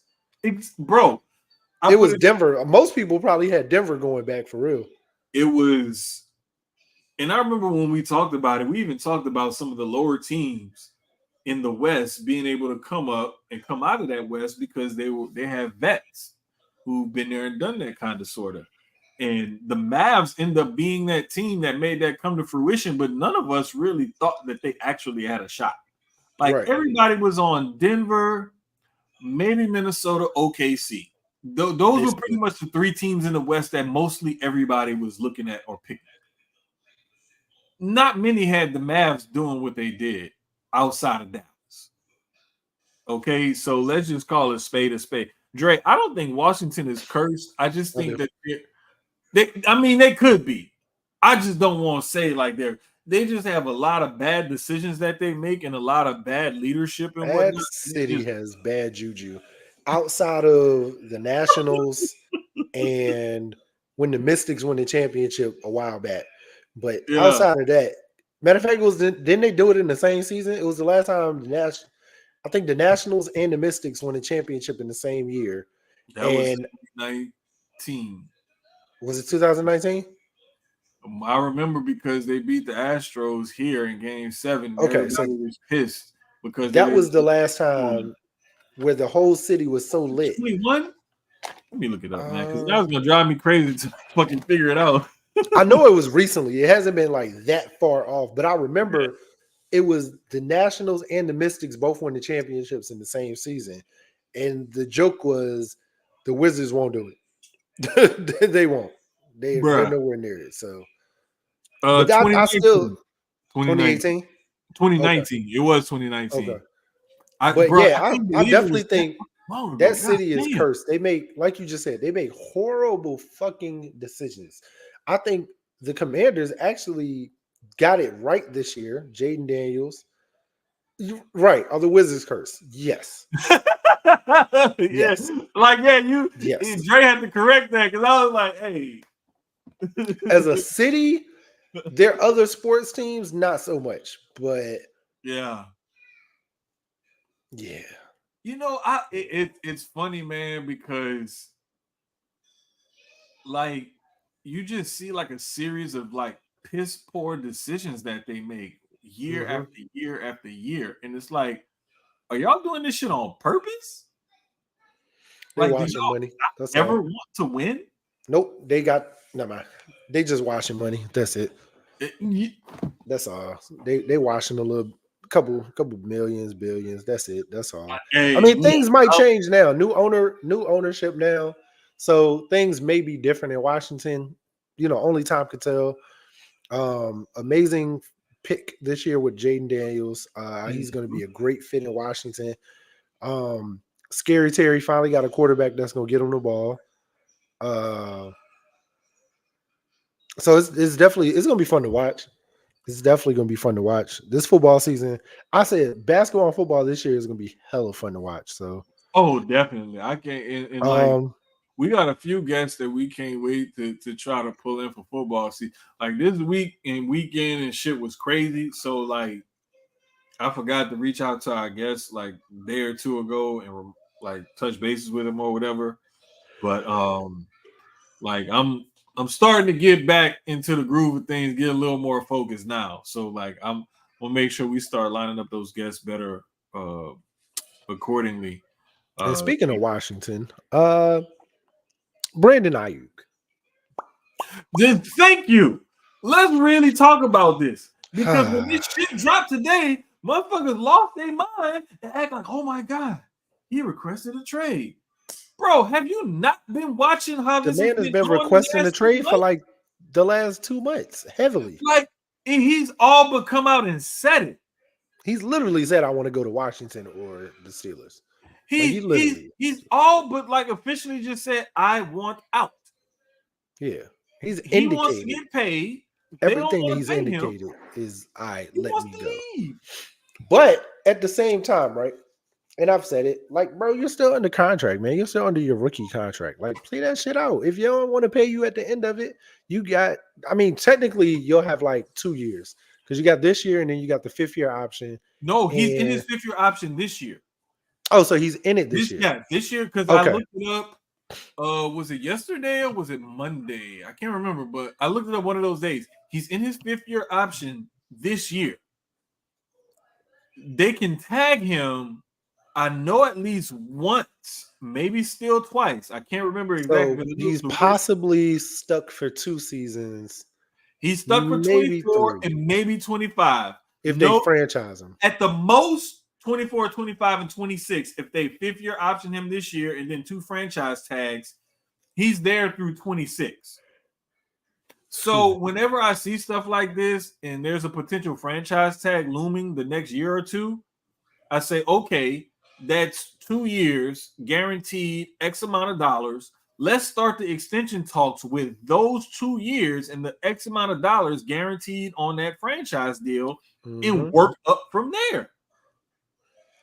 Like that, to me, that just makes sense.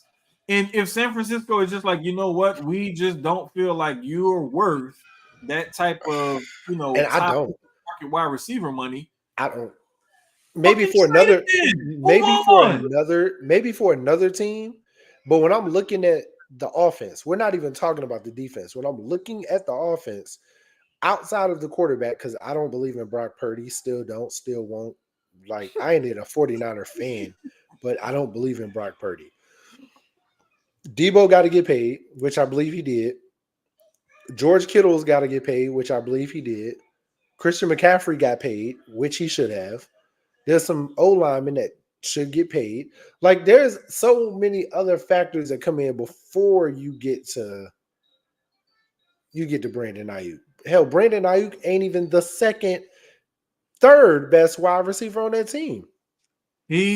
I would say, and that's what I said earlier, Dre, was if I'm them, first off, I also said, nigga, if you want to go, I'm sending you to hell. We talked about this last week. The Patriots are hell. The Broncos are hell. I'm sending you to hell. I'm not sending you where you want to go. You're going to fucking hell. That's where you're going. You want out so bad? Cool. Let me see if somebody want to pay this price tag for you. And if one of those teams in hell want to pay the price tag for you, you're going to hell. Hell? Come on, bro. Wait. Let me pull back the curtain a little bit for y'all. Because you're going to hell. You coon ass Mexican laughing at Keyz, but you should have heard this shit what this fool said in the chat earlier. Keyz says, send his ass to the Patriots, make him play with a rookie quarterback in a rebuilding franchise on a big ass contract. You're going to hell. You want your money? I'm gonna send you to somebody that'll give you your money, but you ain't gonna win. You ain't gonna win shit. I was like, you want to play? Cool. And I like Bo Nix. So this next comment has nothing to do with Bo Nix, but I'm going to send you to Denver where you can play with Bo Nix. You, Sean Payton, and Bo Nix. Nigga, I'm gonna send you out to New England to play with fucking Drake May. That's what the fuck I'm gonna do. You, Drake May, and a rookie head coach. Like, bro, you have it made it with the 49ers. This is the only time I will ever use this phrase, but shut the fuck up and play ball. That's all you gotta fucking do, bro. You're on a rookie contract and you only looked good last year because Debo kept getting hurt. That's the only reason. And you stepped up, but then you still were not the 4th or 5th option on your offense. It was Debo, Kittle, and CMC, and then you have Ayuk. I don't even think it's that. Let me look at this roster. I feel like there's Debo, I feel like I'm gonna CMC, to throw the ball to 2 other. Them three, depending on where they have the game plan or whatever on a week-to-week basis, is I don't think Carolina's hell. So for me, right, even though Carolina finished where they finished the last 2 years, right? Mm-hmm. I still don't find Carolina to be hell because Carolina's rebuild and the players that they have brought in has been great. The quarterback, running back, wide receiver room, the defensive players. I like what they've brought in.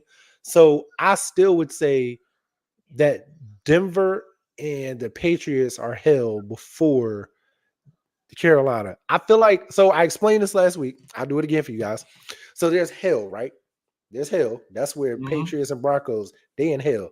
Then you got the ground level. That's where like some of those other teams, like the Panthers, they're right there. They're not below ground yet, but they laying on the ground. They down there, but they just ain't in the ground yet. Okay, gotcha. But yeah, send his ass to hell so he can shut the fuck up. Because you can't talk. Can't nobody hear you from hell. Hey, Except for bro. the niggas in hell with you. You know who else low key might end up experiencing this shit? T. Higgins. But Because you if know you what? think about it, I'm gonna be if you honest. think about it, I though, I wait. might pay T. Higgins before I pay Brandon Ayuk. Here's the thing. T. Higgins looks good because he has Uno on the other side and Tyler Boyd slot, right? Same question, same thing. Like Ayuk has Debo, Kittle, and CMC. So it's like a lot of the times these guys that's like wide receiver 2 on their team want to get paid like a wide receiver 1, but I'm paying you for what you're gonna do for me. I'm not paying you for what you've already produced for someone else. If I'm gonna give you that kind of money, it's because I believe if I give you 30 million a year as a wide receiver, between 25 and 35 million a year as a wide receiver, which is that top end of the market, that means that you're gonna give me, 70 to 80 catches, 12 to 1400 yards, and at least 8 to 12 touchdowns every single year of this contract. Now, if I feel like you can't give me that, I'm not fucking paying you that. I did not know that. Did you know Terrell Owens' son plays for the 49ers? He's on the team. I want to say he's probably like a camp body. I want to say he was a. I forgot Tariq because Tariq's a wide receiver. I know he's a wide receiver. Shit. I want to say he was an undrafted free agent, or maybe he came from the UFL. I can't remember, but I know he's on the roster. Let me see contract. He was undrafted. He signed a 3-year, $2.8 million contract with the 49ers. That was. I don't think that Kittle falling apart thing. That's one thing with some of these like some of these tight ends. I was about to say, I think like with him and Kelsey, their production has. When they're like early mid 30s, is when I say, okay, hey, look, in a year now, it could be a drop off. I don't even think it's that. I just think they're because of who they have become on field, they're getting more attention from the defense. So, like in a sense, they're being. I mean, that's true. Can't nobody hear you from hell. That's why Key's trying to send that nigga to hell. I call it Siberia. Send that nigga to hell, dog. But that's all it is. I don't think his production. I mean, in a sense, because if you really look at Kelsey numbers too, Kelsey numbers went down in the last 2 seasons. Also, not because of injury or anything. It's just like he's not getting the targets because now they're doubling up on him. Like he's getting double teamed coming off the line, or he can't get because like the defense is zoning in on him more. He's not getting open like he was before. So now I got to check down and look at the other options where the tight end for those 2 franchises has always been the number 1 option. One thing that I do look at a lot is when I see the receiving core, right? And the receiving core sometimes will kind of be a telltale sign of a player's production. Yeah, he definitely got he did. But here's the thing. Like the way they would motion him and scheme things in the route trees that they would run on certain plays, he would find ways to get open. And if there was ever a zone coverage, it's almost like Kelsey and Mahomes have free reign to do whatever the fuck they want when there's a zone coverage. It's just like, Travis, go find an open spot and I'm gonna look for you. And it's like, all right, and they just have that. To me, that's what it. I know it's probably not that, and it's probably more complicated than that. But it almost seems as if that's what they do on any play when they see a zone. Find a spot, sit in it, and I'm gonna look for you, and I'm gonna find you. You know, but you can only get that when you have that kind of chemistry between quarterback and receiver.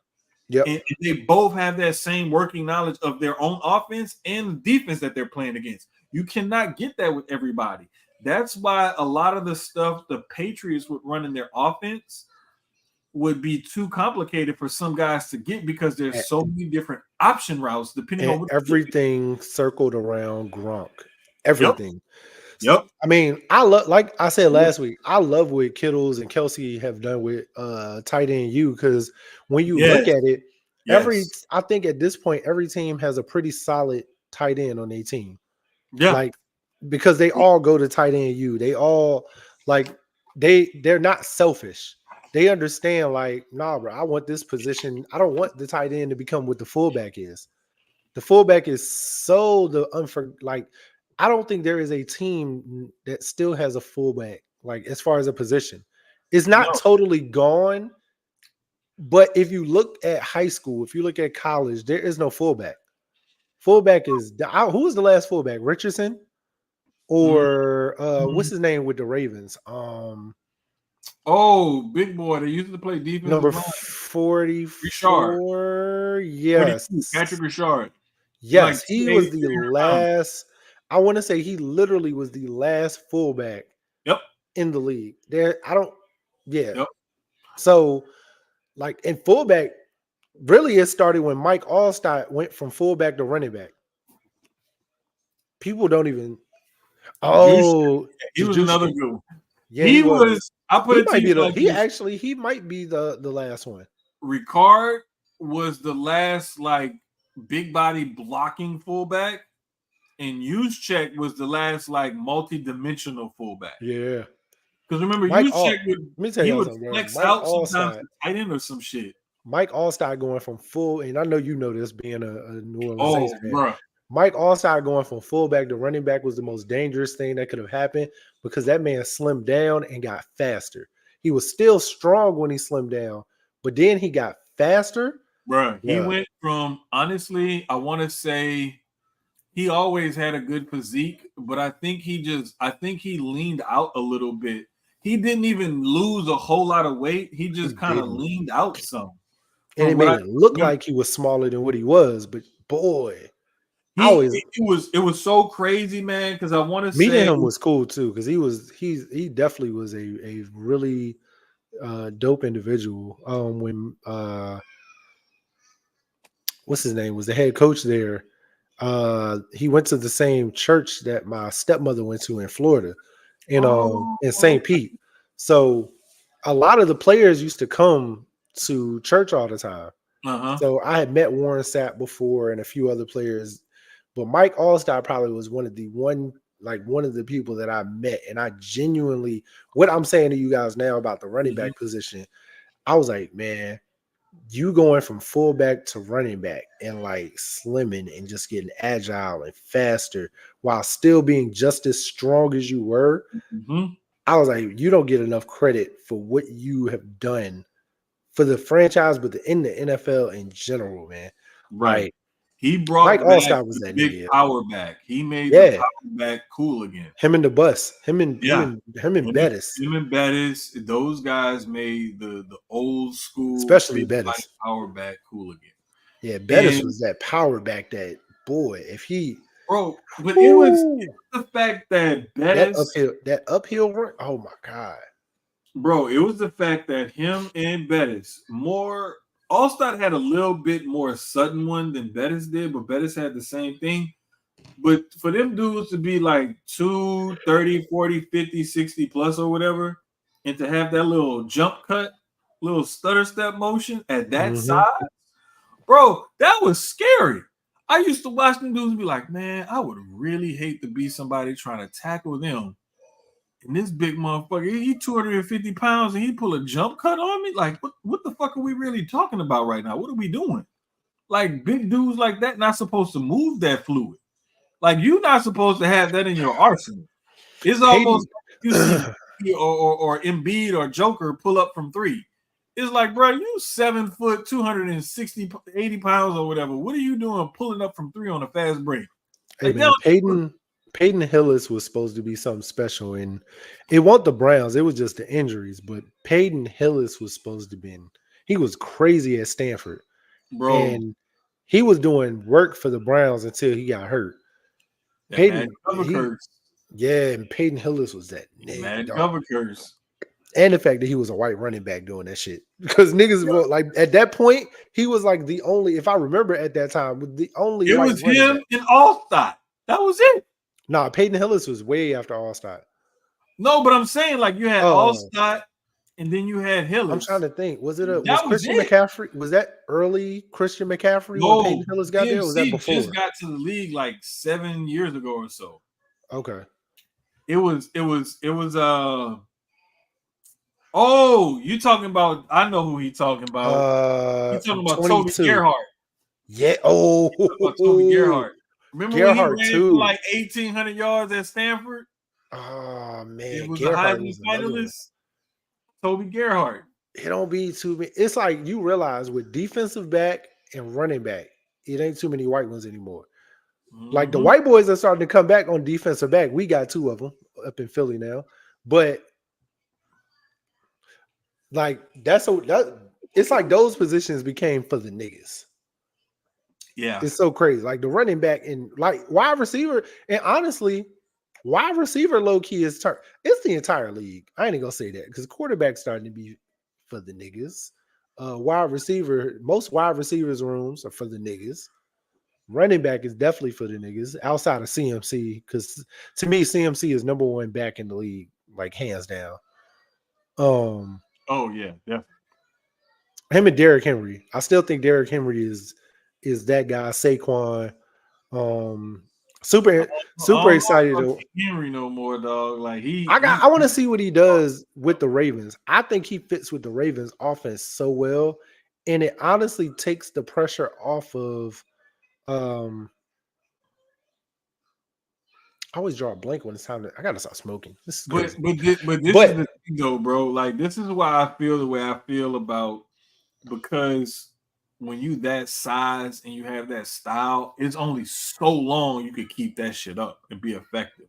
And yeah, I think he's been the most. He's been the most consistent though.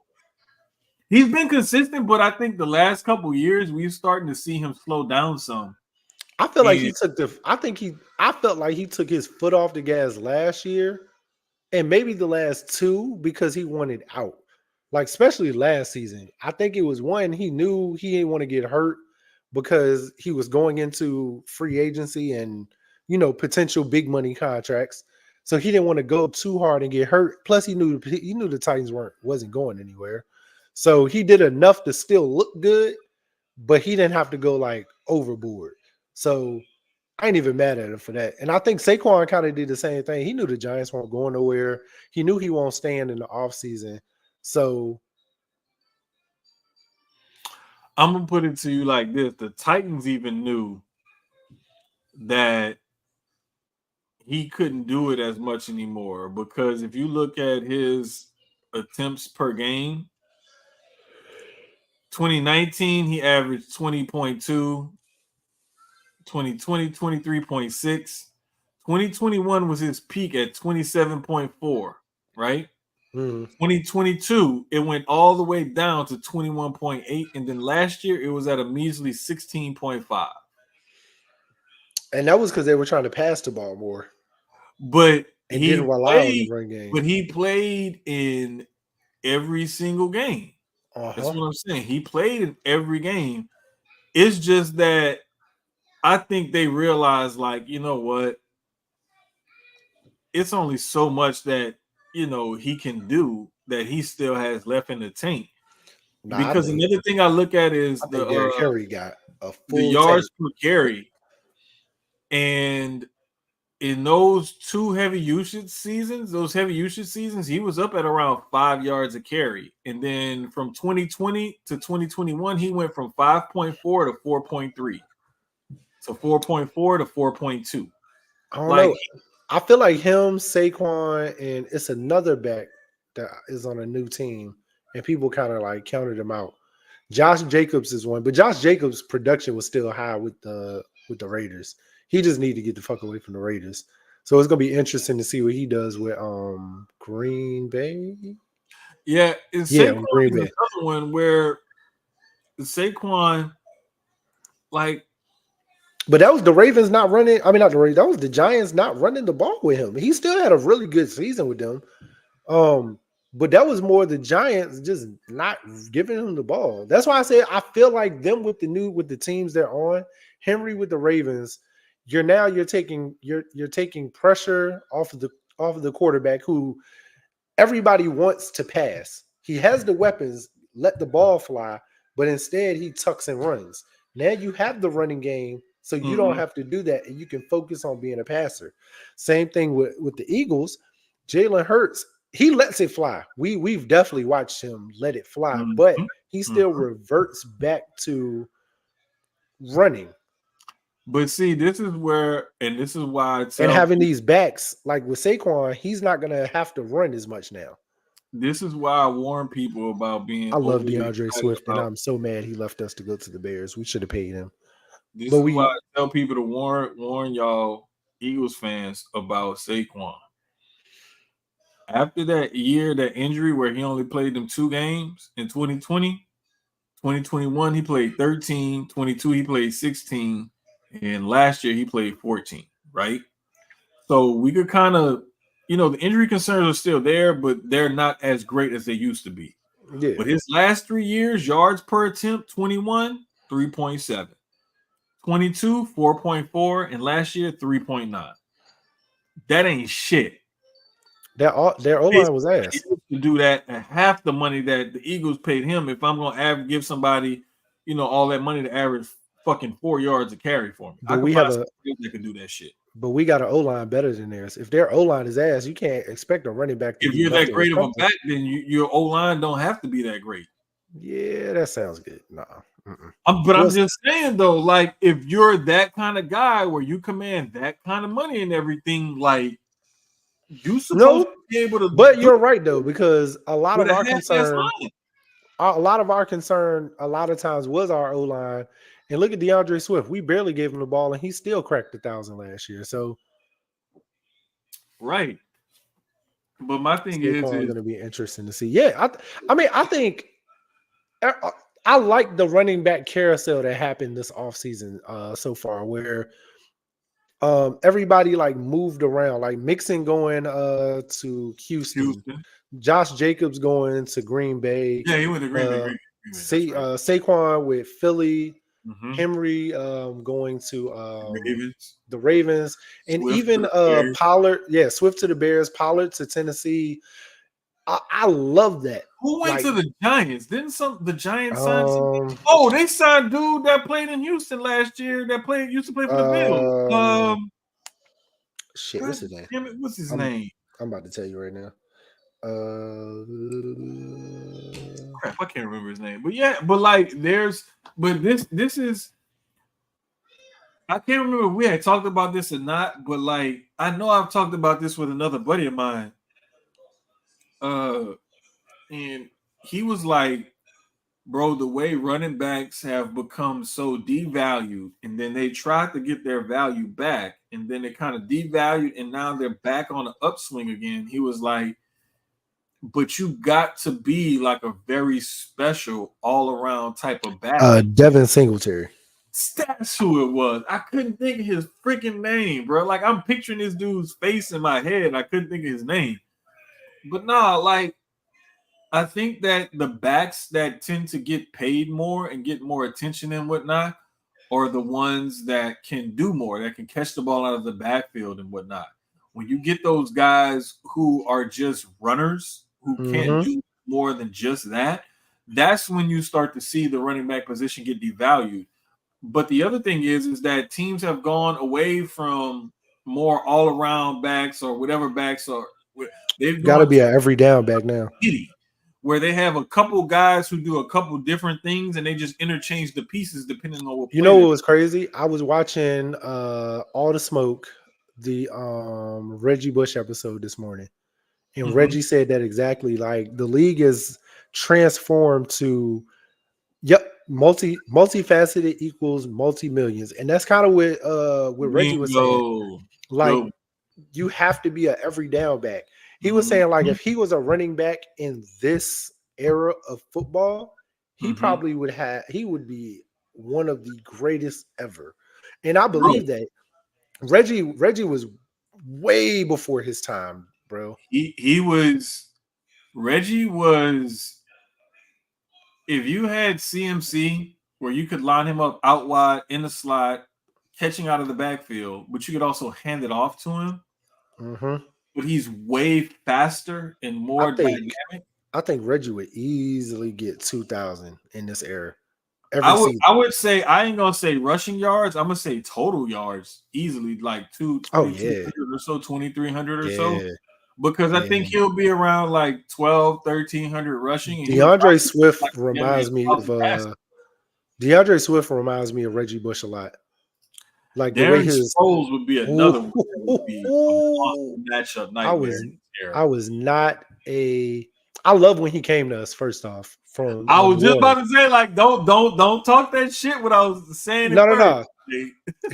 I definitely watched him way. I mean, of course, I got to watch him up close with us, but yeah, them New Orleans days too, man. It was a reason we went out and got him, like that. We wanted him. Bro. Darren Sproles was one of them little 5'2", 5'3" little niggas that used to just get low and get shifty on them, man. Like, bro. But the craziest thing about Sproles was that he had these, like, he was compactly built. Mm-hmm. He wasn't as compactly built as like a MJD, like a Maurice Jones-Drew. Ooh, but he was another one. He was compactly built with those strong, thick thighs or whatever. Pause. And you know, just a strong built dude, but he was so shifty and so fast. MJD was dope, man. Like, bro, that dude would run you over. He was like a little bowling ball on the field. Like, he would just run your ass over.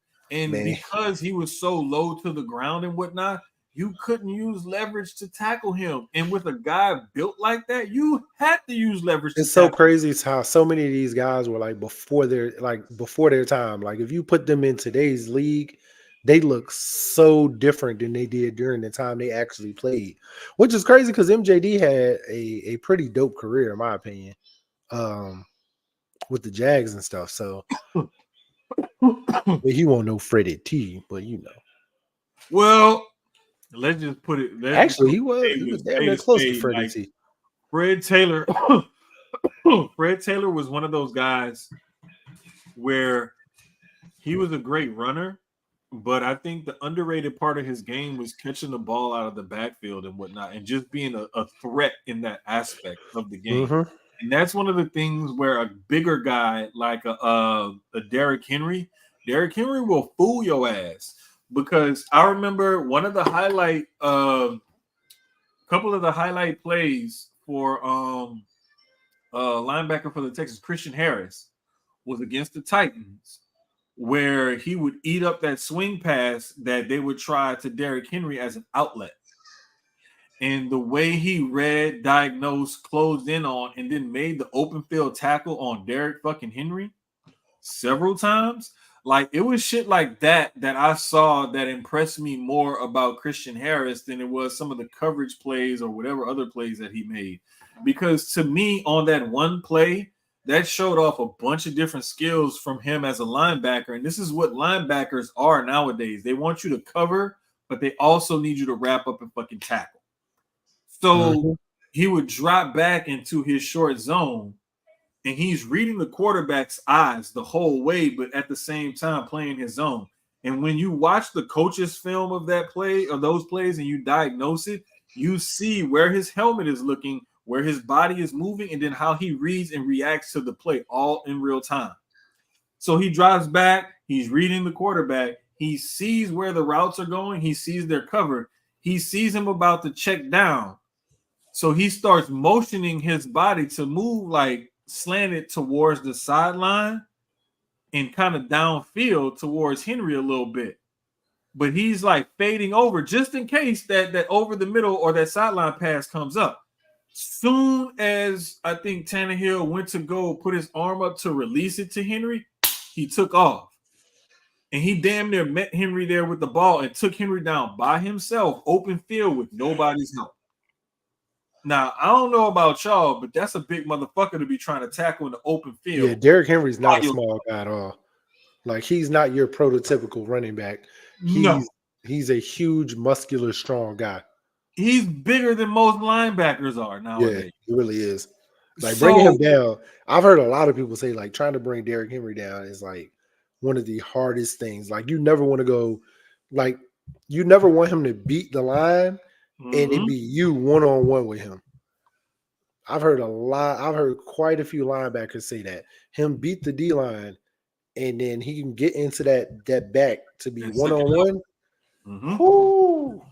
Bro, like it's crazy because when I see him break through a hole and he makes a cut, and you see guys that try to get an angle on him, the craziest thing is when they realize how fast he really is when he can turn and hit that corner. And they're like, man, I had an angle on him and I thought I had him and he just took off.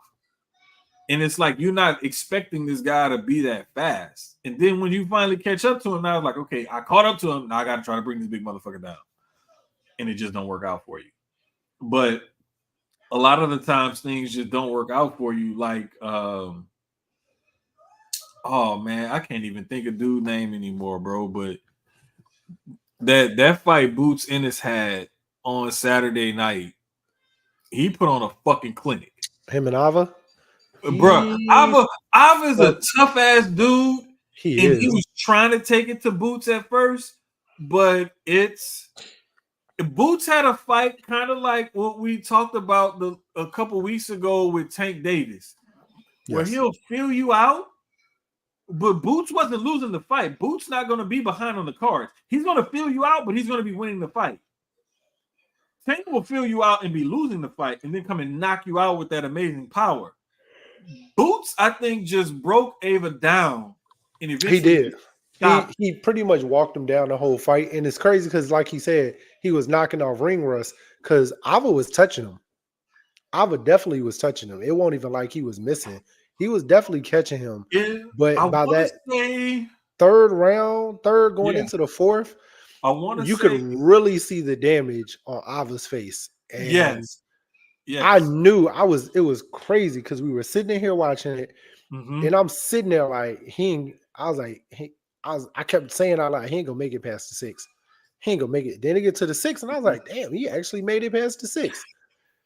Then that ref walked over. The doc was like, nah, we good. Nah, he done. We gonna go home, man. Y'all go ahead. We gonna go start the car. We gonna get up out of here. We ain't even fuck with y'all. I want to say it was similar to. It was another fight we just recently watched where like dude were in like the first round, maybe another round. It was on the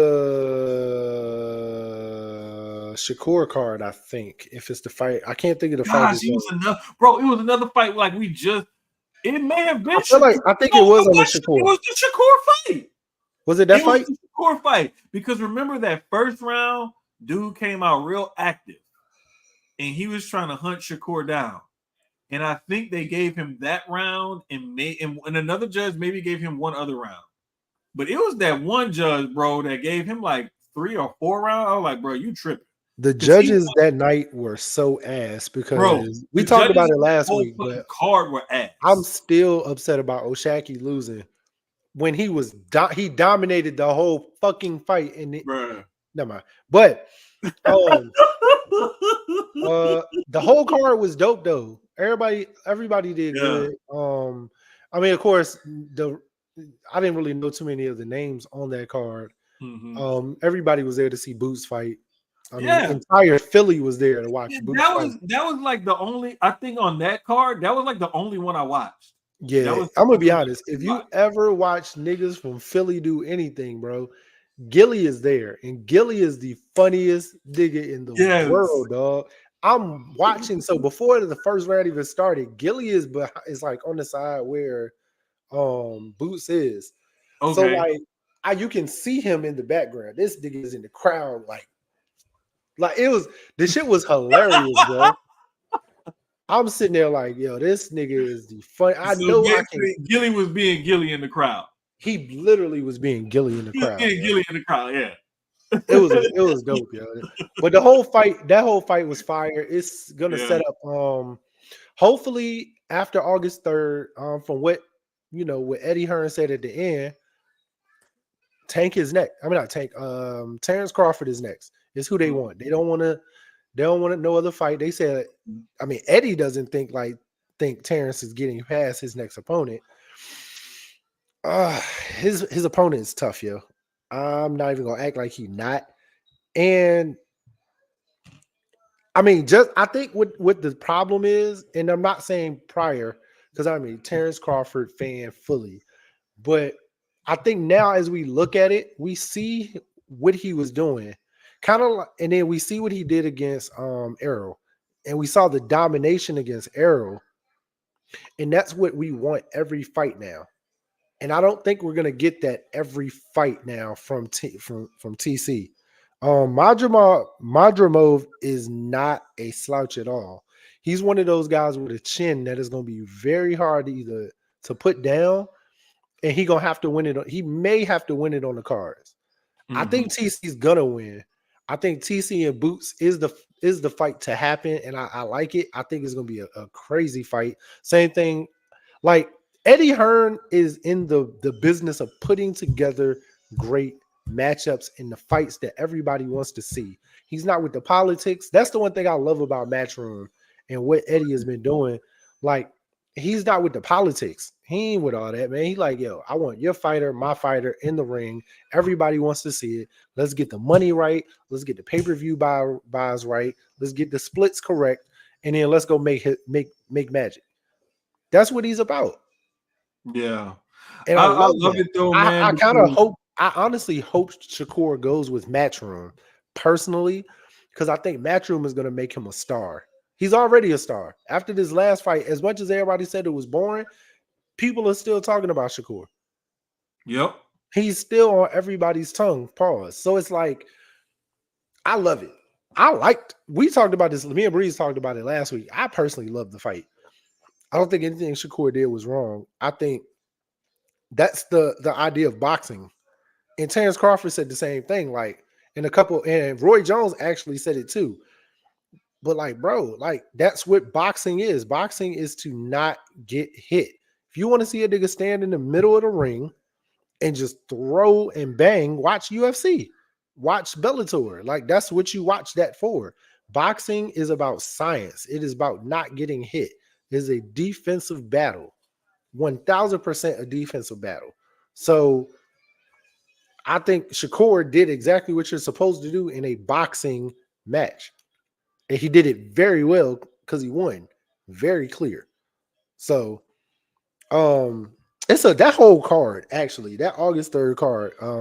Yeah. I know you were in the chat last week, but yeah, I know we talked about Pitbull and Jose. That's gonna be another one of those weekends like we had with that heavyweight card that was in Saudi Arabia. Yeah, but this one got all the weight. The three best we had that fight that was like during the day that Saturday, and I want to say we had it was like a Friday.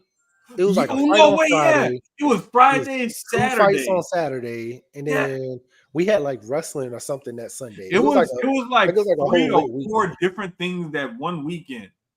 It was crazy. But I love when we have weekends like that with the fights, because it's like bare minimum on Friday, you can turn into ESPN2, and you're gonna get some Friday night fights, right? You already know, like, Saturday there's always going to be something boxing or UFC, probably. Sunday there may be something boxing or UFC, but there could be a wrestling pay-per-view. Like, so there's always something going on. There's always something. And when we get weekends that full like that, it's just, to me, it'd be overload, because I'd be like, damn, I want to watch like all of this. But it's like you got to strategically plan it out, and then something always has to get watched later.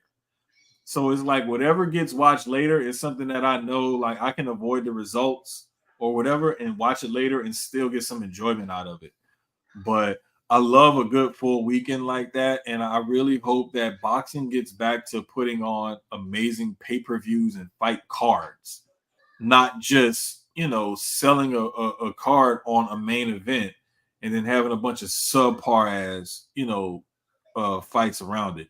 They need to get back to putting together a full show, like wrestling, like MMA does.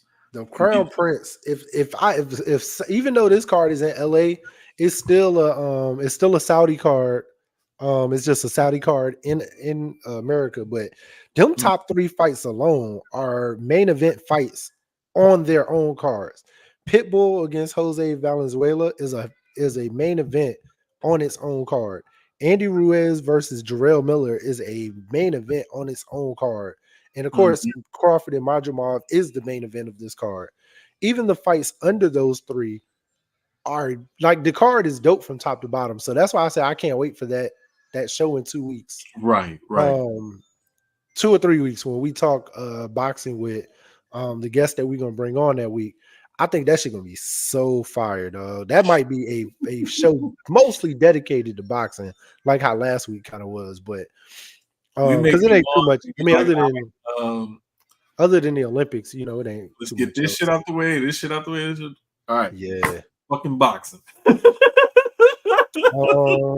don't think we got. I'm looking at the time. It won't too much else. Last 2 topics we can run through quick. All right, man. Kanye had another another clickbait moment. I love what he said though, bro. I like how he really be like talking. I feel like I like how when it's like stuff about Melo, he really be like, man, my dad ass, man, fuck that shit, yo. My dad suck, yo. But deep down, his dad is his fucking hero, so it's fire. But yeah, the question was asked if Melo and Kanye face Braun and Bronny, which I changed the names on it for us. I said Braun and Bryce. I kept it at the ages, like because Braun and Melo are the same class, and then Bryce and Kanye are the same class, right? Who would win? So with this one, and I'm gonna actually ask it on our page in a little while also, but that changes the answer, right? Because I feel like Kanye and Melo would beat Bronny and Braun, but I think Braun and Bryce would beat Kanye and Melo. I'm with you. Because I'm with you on this one. I like Kanye's game though. Like the little nigga he's his daddy. But here's my thing though. The reason why I would give Bronny and Braun more of a little bit of an edge is defensively. Okay. Because Braun can play some tight defense on Melo, and Bronny will frustrate the fuck out of Kanye on defense. I think he would. That's where I think that Braun and Bronny would have a chance to win is if they let their defense turn into offense. That's where but if it was Bryce and Braun, ain't no question. Yeah, Bryce and Braun, I'm gonna take them just because Bryce is young Braun, man. He's what we want Bronny to be. And he not only has the height, but he's starting to get the frame. Yeah. And they both built like him. And the crazy part about this summer that's been fire is them niggas been playing Kanye and Bronny playing on the same, Bryce playing on the same AAU team. So the shit been fire to watch. Well, hell, Kanye on like 3 different fucking AAU teams right now. Which is the AAU. We don't have a deep talk about that too. The AAU system is crazy. Bro, let me tell you, crazy. I was talking to from when we were young to now. That shit is nuts, bro. Let me tell you how crazy it is. A kid can miss a whole basketball season and play AAU and still be the number 1 ranked player in the country. She was just telling me there was 2 or 3 other teams calling her about her son. Can he play this weekend? We got a tournament in such and such. We really could use him. We really want, bro. They wanted to literally borrow him for a weekend tournament. Just for the tournament. Like you don't even have to play on the team full time. No, they be calling just to borrow him for tournaments. Well, the good thing about AAU is like you don't have to have like a solid roster.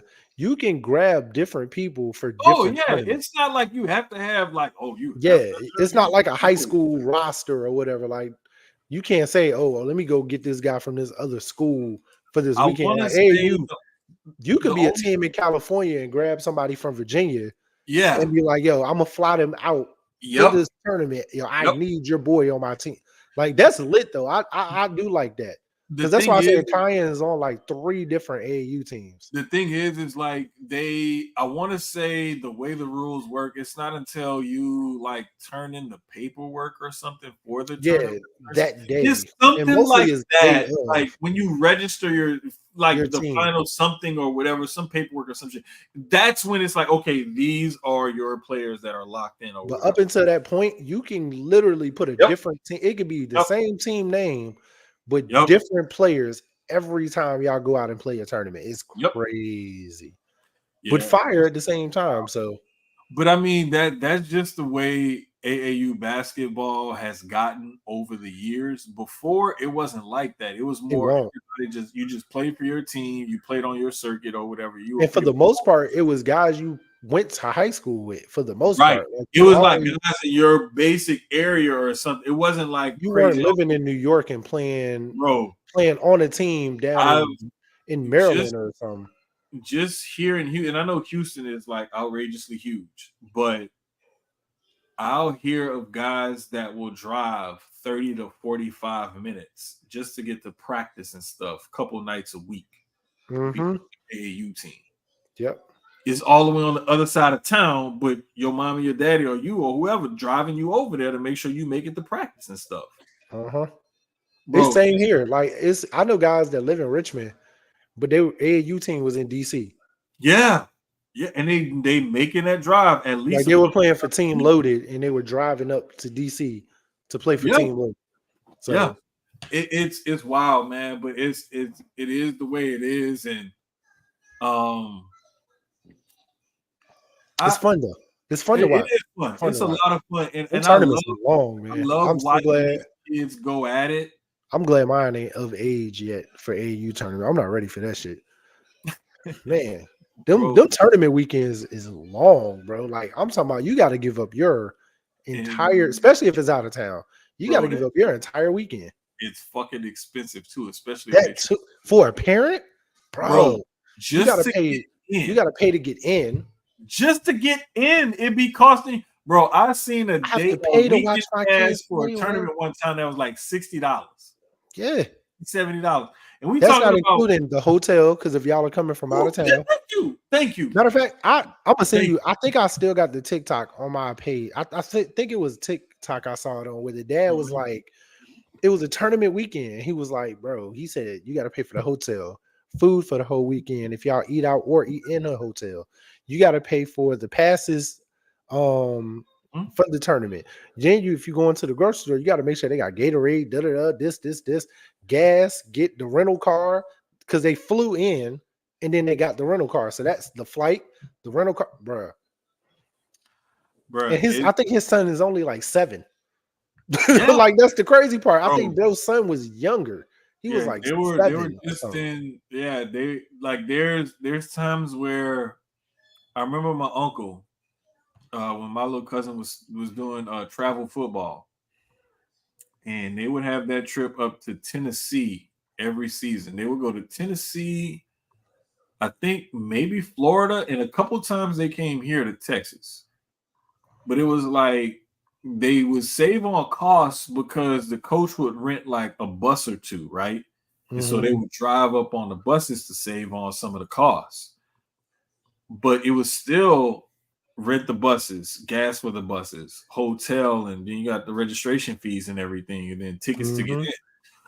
Bro, like that shit used to cost, but in the end, it paid off because Lil Mike went to a good high school and everything and ended up getting a scholarship. He just decided, like, you know, football was more of a business, and he didn't really like it, so he stopped playing. I wanted him to keep doing track because I want to say he was top 10 in the state of Louisiana in shot put. Was it shot put and discus? I know it was shot put and something else. But he was top 10 in the state.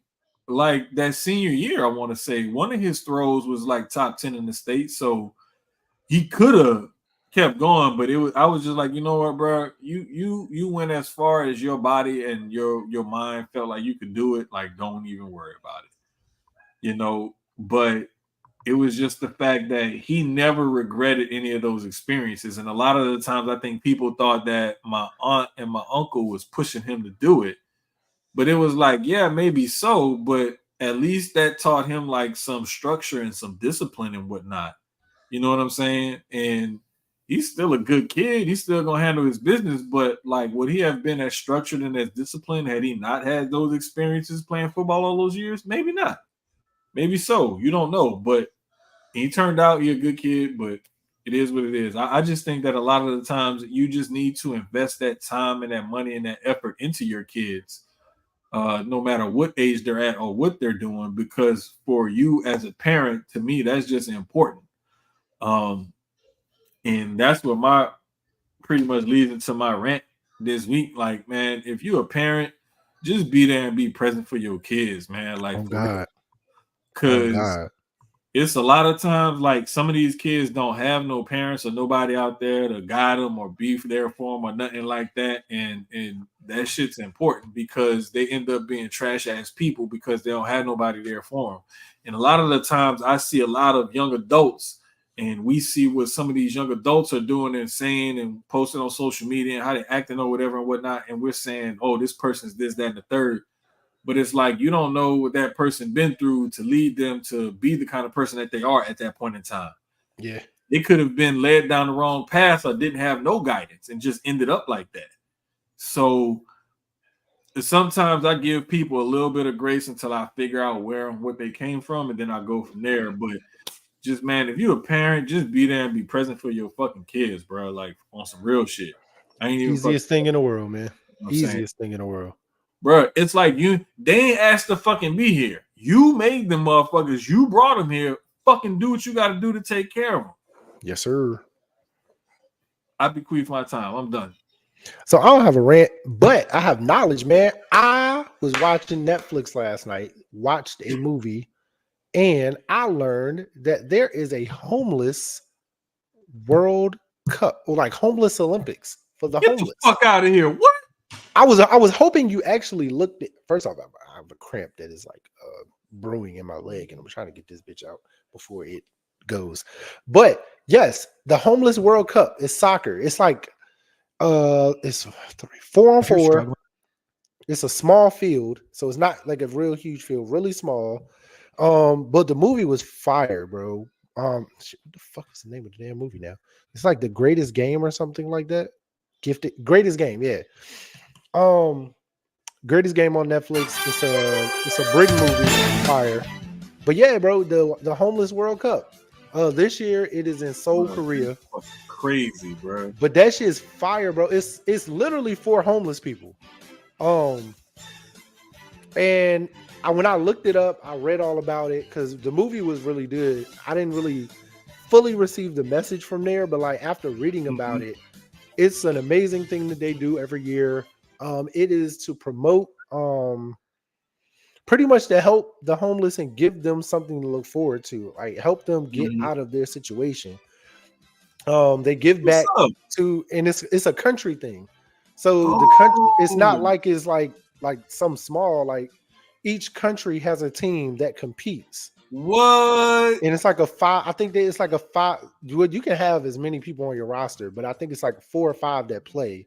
Bro, that's interchange out. But when you watch the movie, you'll see it. The shit was fire to me though, and the concept and everything.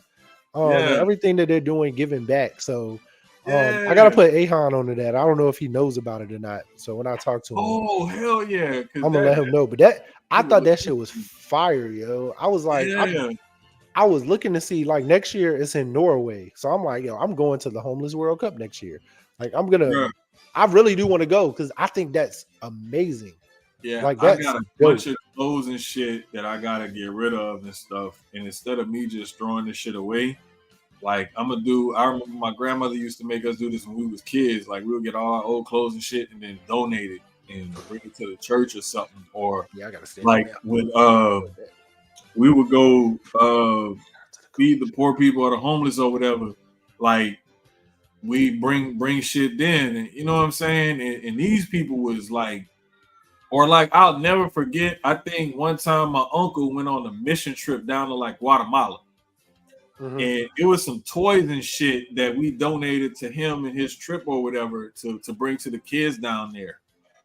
And I'll never forget, bro. He had pictures of the kid, bro. These was toys that we ain't even fucking play with. We barely knew. Yeah, We still Dre. had Homeless World Cup, bro. Look it up. I promise you, when you Google it, and then like you read the tagline and everything going along with it, like it's really a great dope thing, bro. Yeah, Like it sound crazy, but it actually is pretty dope. nah, it really is, dog. I personally thought that shit was amazing. Like, but yeah, I gotta get back to doing stuff like that, man. Like I know one of my homegirls in high school, I saw them post this shit on Facebook real quick before we ended. They made they saw the idea somewhere else on social media where they basically made like these little oh fuck, what is it called? It's like these little bags, like not condiments, but like a toiletry bag. That's what it is. okay. It's like toiletry bags.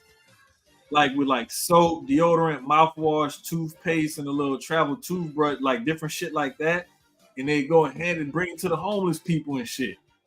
And I was like, bro, that is an excellent fucking idea because all the little shit you can just put in one little gallon Ziploc bag and just hand it to them. Man, I was like, bro, I got to do that. So I think what I'm going to do is that's what I usually do too. I donate. I try to donate to like a local church and stuff. Yeah. Yeah. I have hella clothes I need to go through. I can't do shoes. I can't let them go. But I do got hella. I got clothes. The kids got clothes. We got like stuff that we need to like get rid of. And I'm gonna be honest with you. I got like a couple, like maybe 2 pairs of shoes that I'm willing to part with. Maybe. I told my nephew I was gonna go through my shoes and see what I give him. I went through my shoes. It ain't shit already to give him. So I told my mom she just gonna have to take him to the mall. He said, "You ain't got one pair of shoes to let him start school with." Nope, bro. Come on, bro. Like I know you got at least one. She has a lot of money. She got credit cards that have like amounts that are older than like. Man, she can go buy him some damn shoes. It's okay. She can spend $100 on a pair. I told her to go get him some Pandas. You can't go wrong with a goddamn pair of Pandas. Just go get him some Pandas. Y'all gotta hear the way Keyz is saying it's not his fault or his shoes. Like, nah, mom's got money. She could buy them. She got money. Go buy him. We're not doing this. Like, what? I do not have a shoe that I can go. Also, Dre, if you do want to watch that movie, it's called The Beautiful Game. I'm sorry. Oh, okay, The Beautiful Game. And it's on Netflix, right? It's a dope movie, yeah. Okay. But their tagline, before we go, I just want to read this. It's the Homeless World Cup is a football tournament with purpose. Our year-round work culminates in a world-class event which has the power to change the lives of participants and shape attitudes towards this global issue, being homelessness, using the universal language of football. A world without homelessness, that's the goal. I love that. That alone, after I watched the movie and then I went on their site, I was like, yo, I'm gonna do as much research and to see like how I can help out with that here and like for the USA team or just in general. I think that's amazing because homeless, the one thing like outside of like that's the one thing that touches my heart because I feel like as people, anything can happen to us where tomorrow we're just like them. You know what I mean? Sleeping outside, sleeping under the bridges. Like winter and summer are always the two, any time of year, but especially those 2 times where I'm like, bro, I feel so bad for the homeless because you know what I mean? I haven't done it in a while and I need to get back to it. I think the pandemic was right before the pandemic, like 2019 was the last time I did it. But I used to go with my friends to VCU and we would go because there's a huge homeless like pandemic in Richmond for real. But and they usually are in the VCU area, but we used to like just go to McDonald's, buy like hella cheeseburgers and fries, and get like a cooler. We get like a big ass like the sports, the Gatorade joint, get cups, ice, all of that, and just like pass out free food for them. So like I definitely need to get back to doing that. Yeah, that's one thing my dad always taught me. He was like, look, if you ever want to help like the homeless people and stuff out, he was like, don't never give them money. He was like, go buy them something to eat and bring it to them. He was like, they'll never get mad at you for giving them something to eat. That's and the one. Like, all right, bet. But they'll definitely get mad for not giving you $1 so they can go get that 40. I tell you that. Bro, like, I'll never forget, bro. I had a dude one time in like downtown Houston. I had left my homeboy's spot and I had a bunch of I had some leftovers and like some extra shit that he just threw in. And I seen this dude and I was at the stoplight and I was like, hey bro, here you go. Here's something to eat.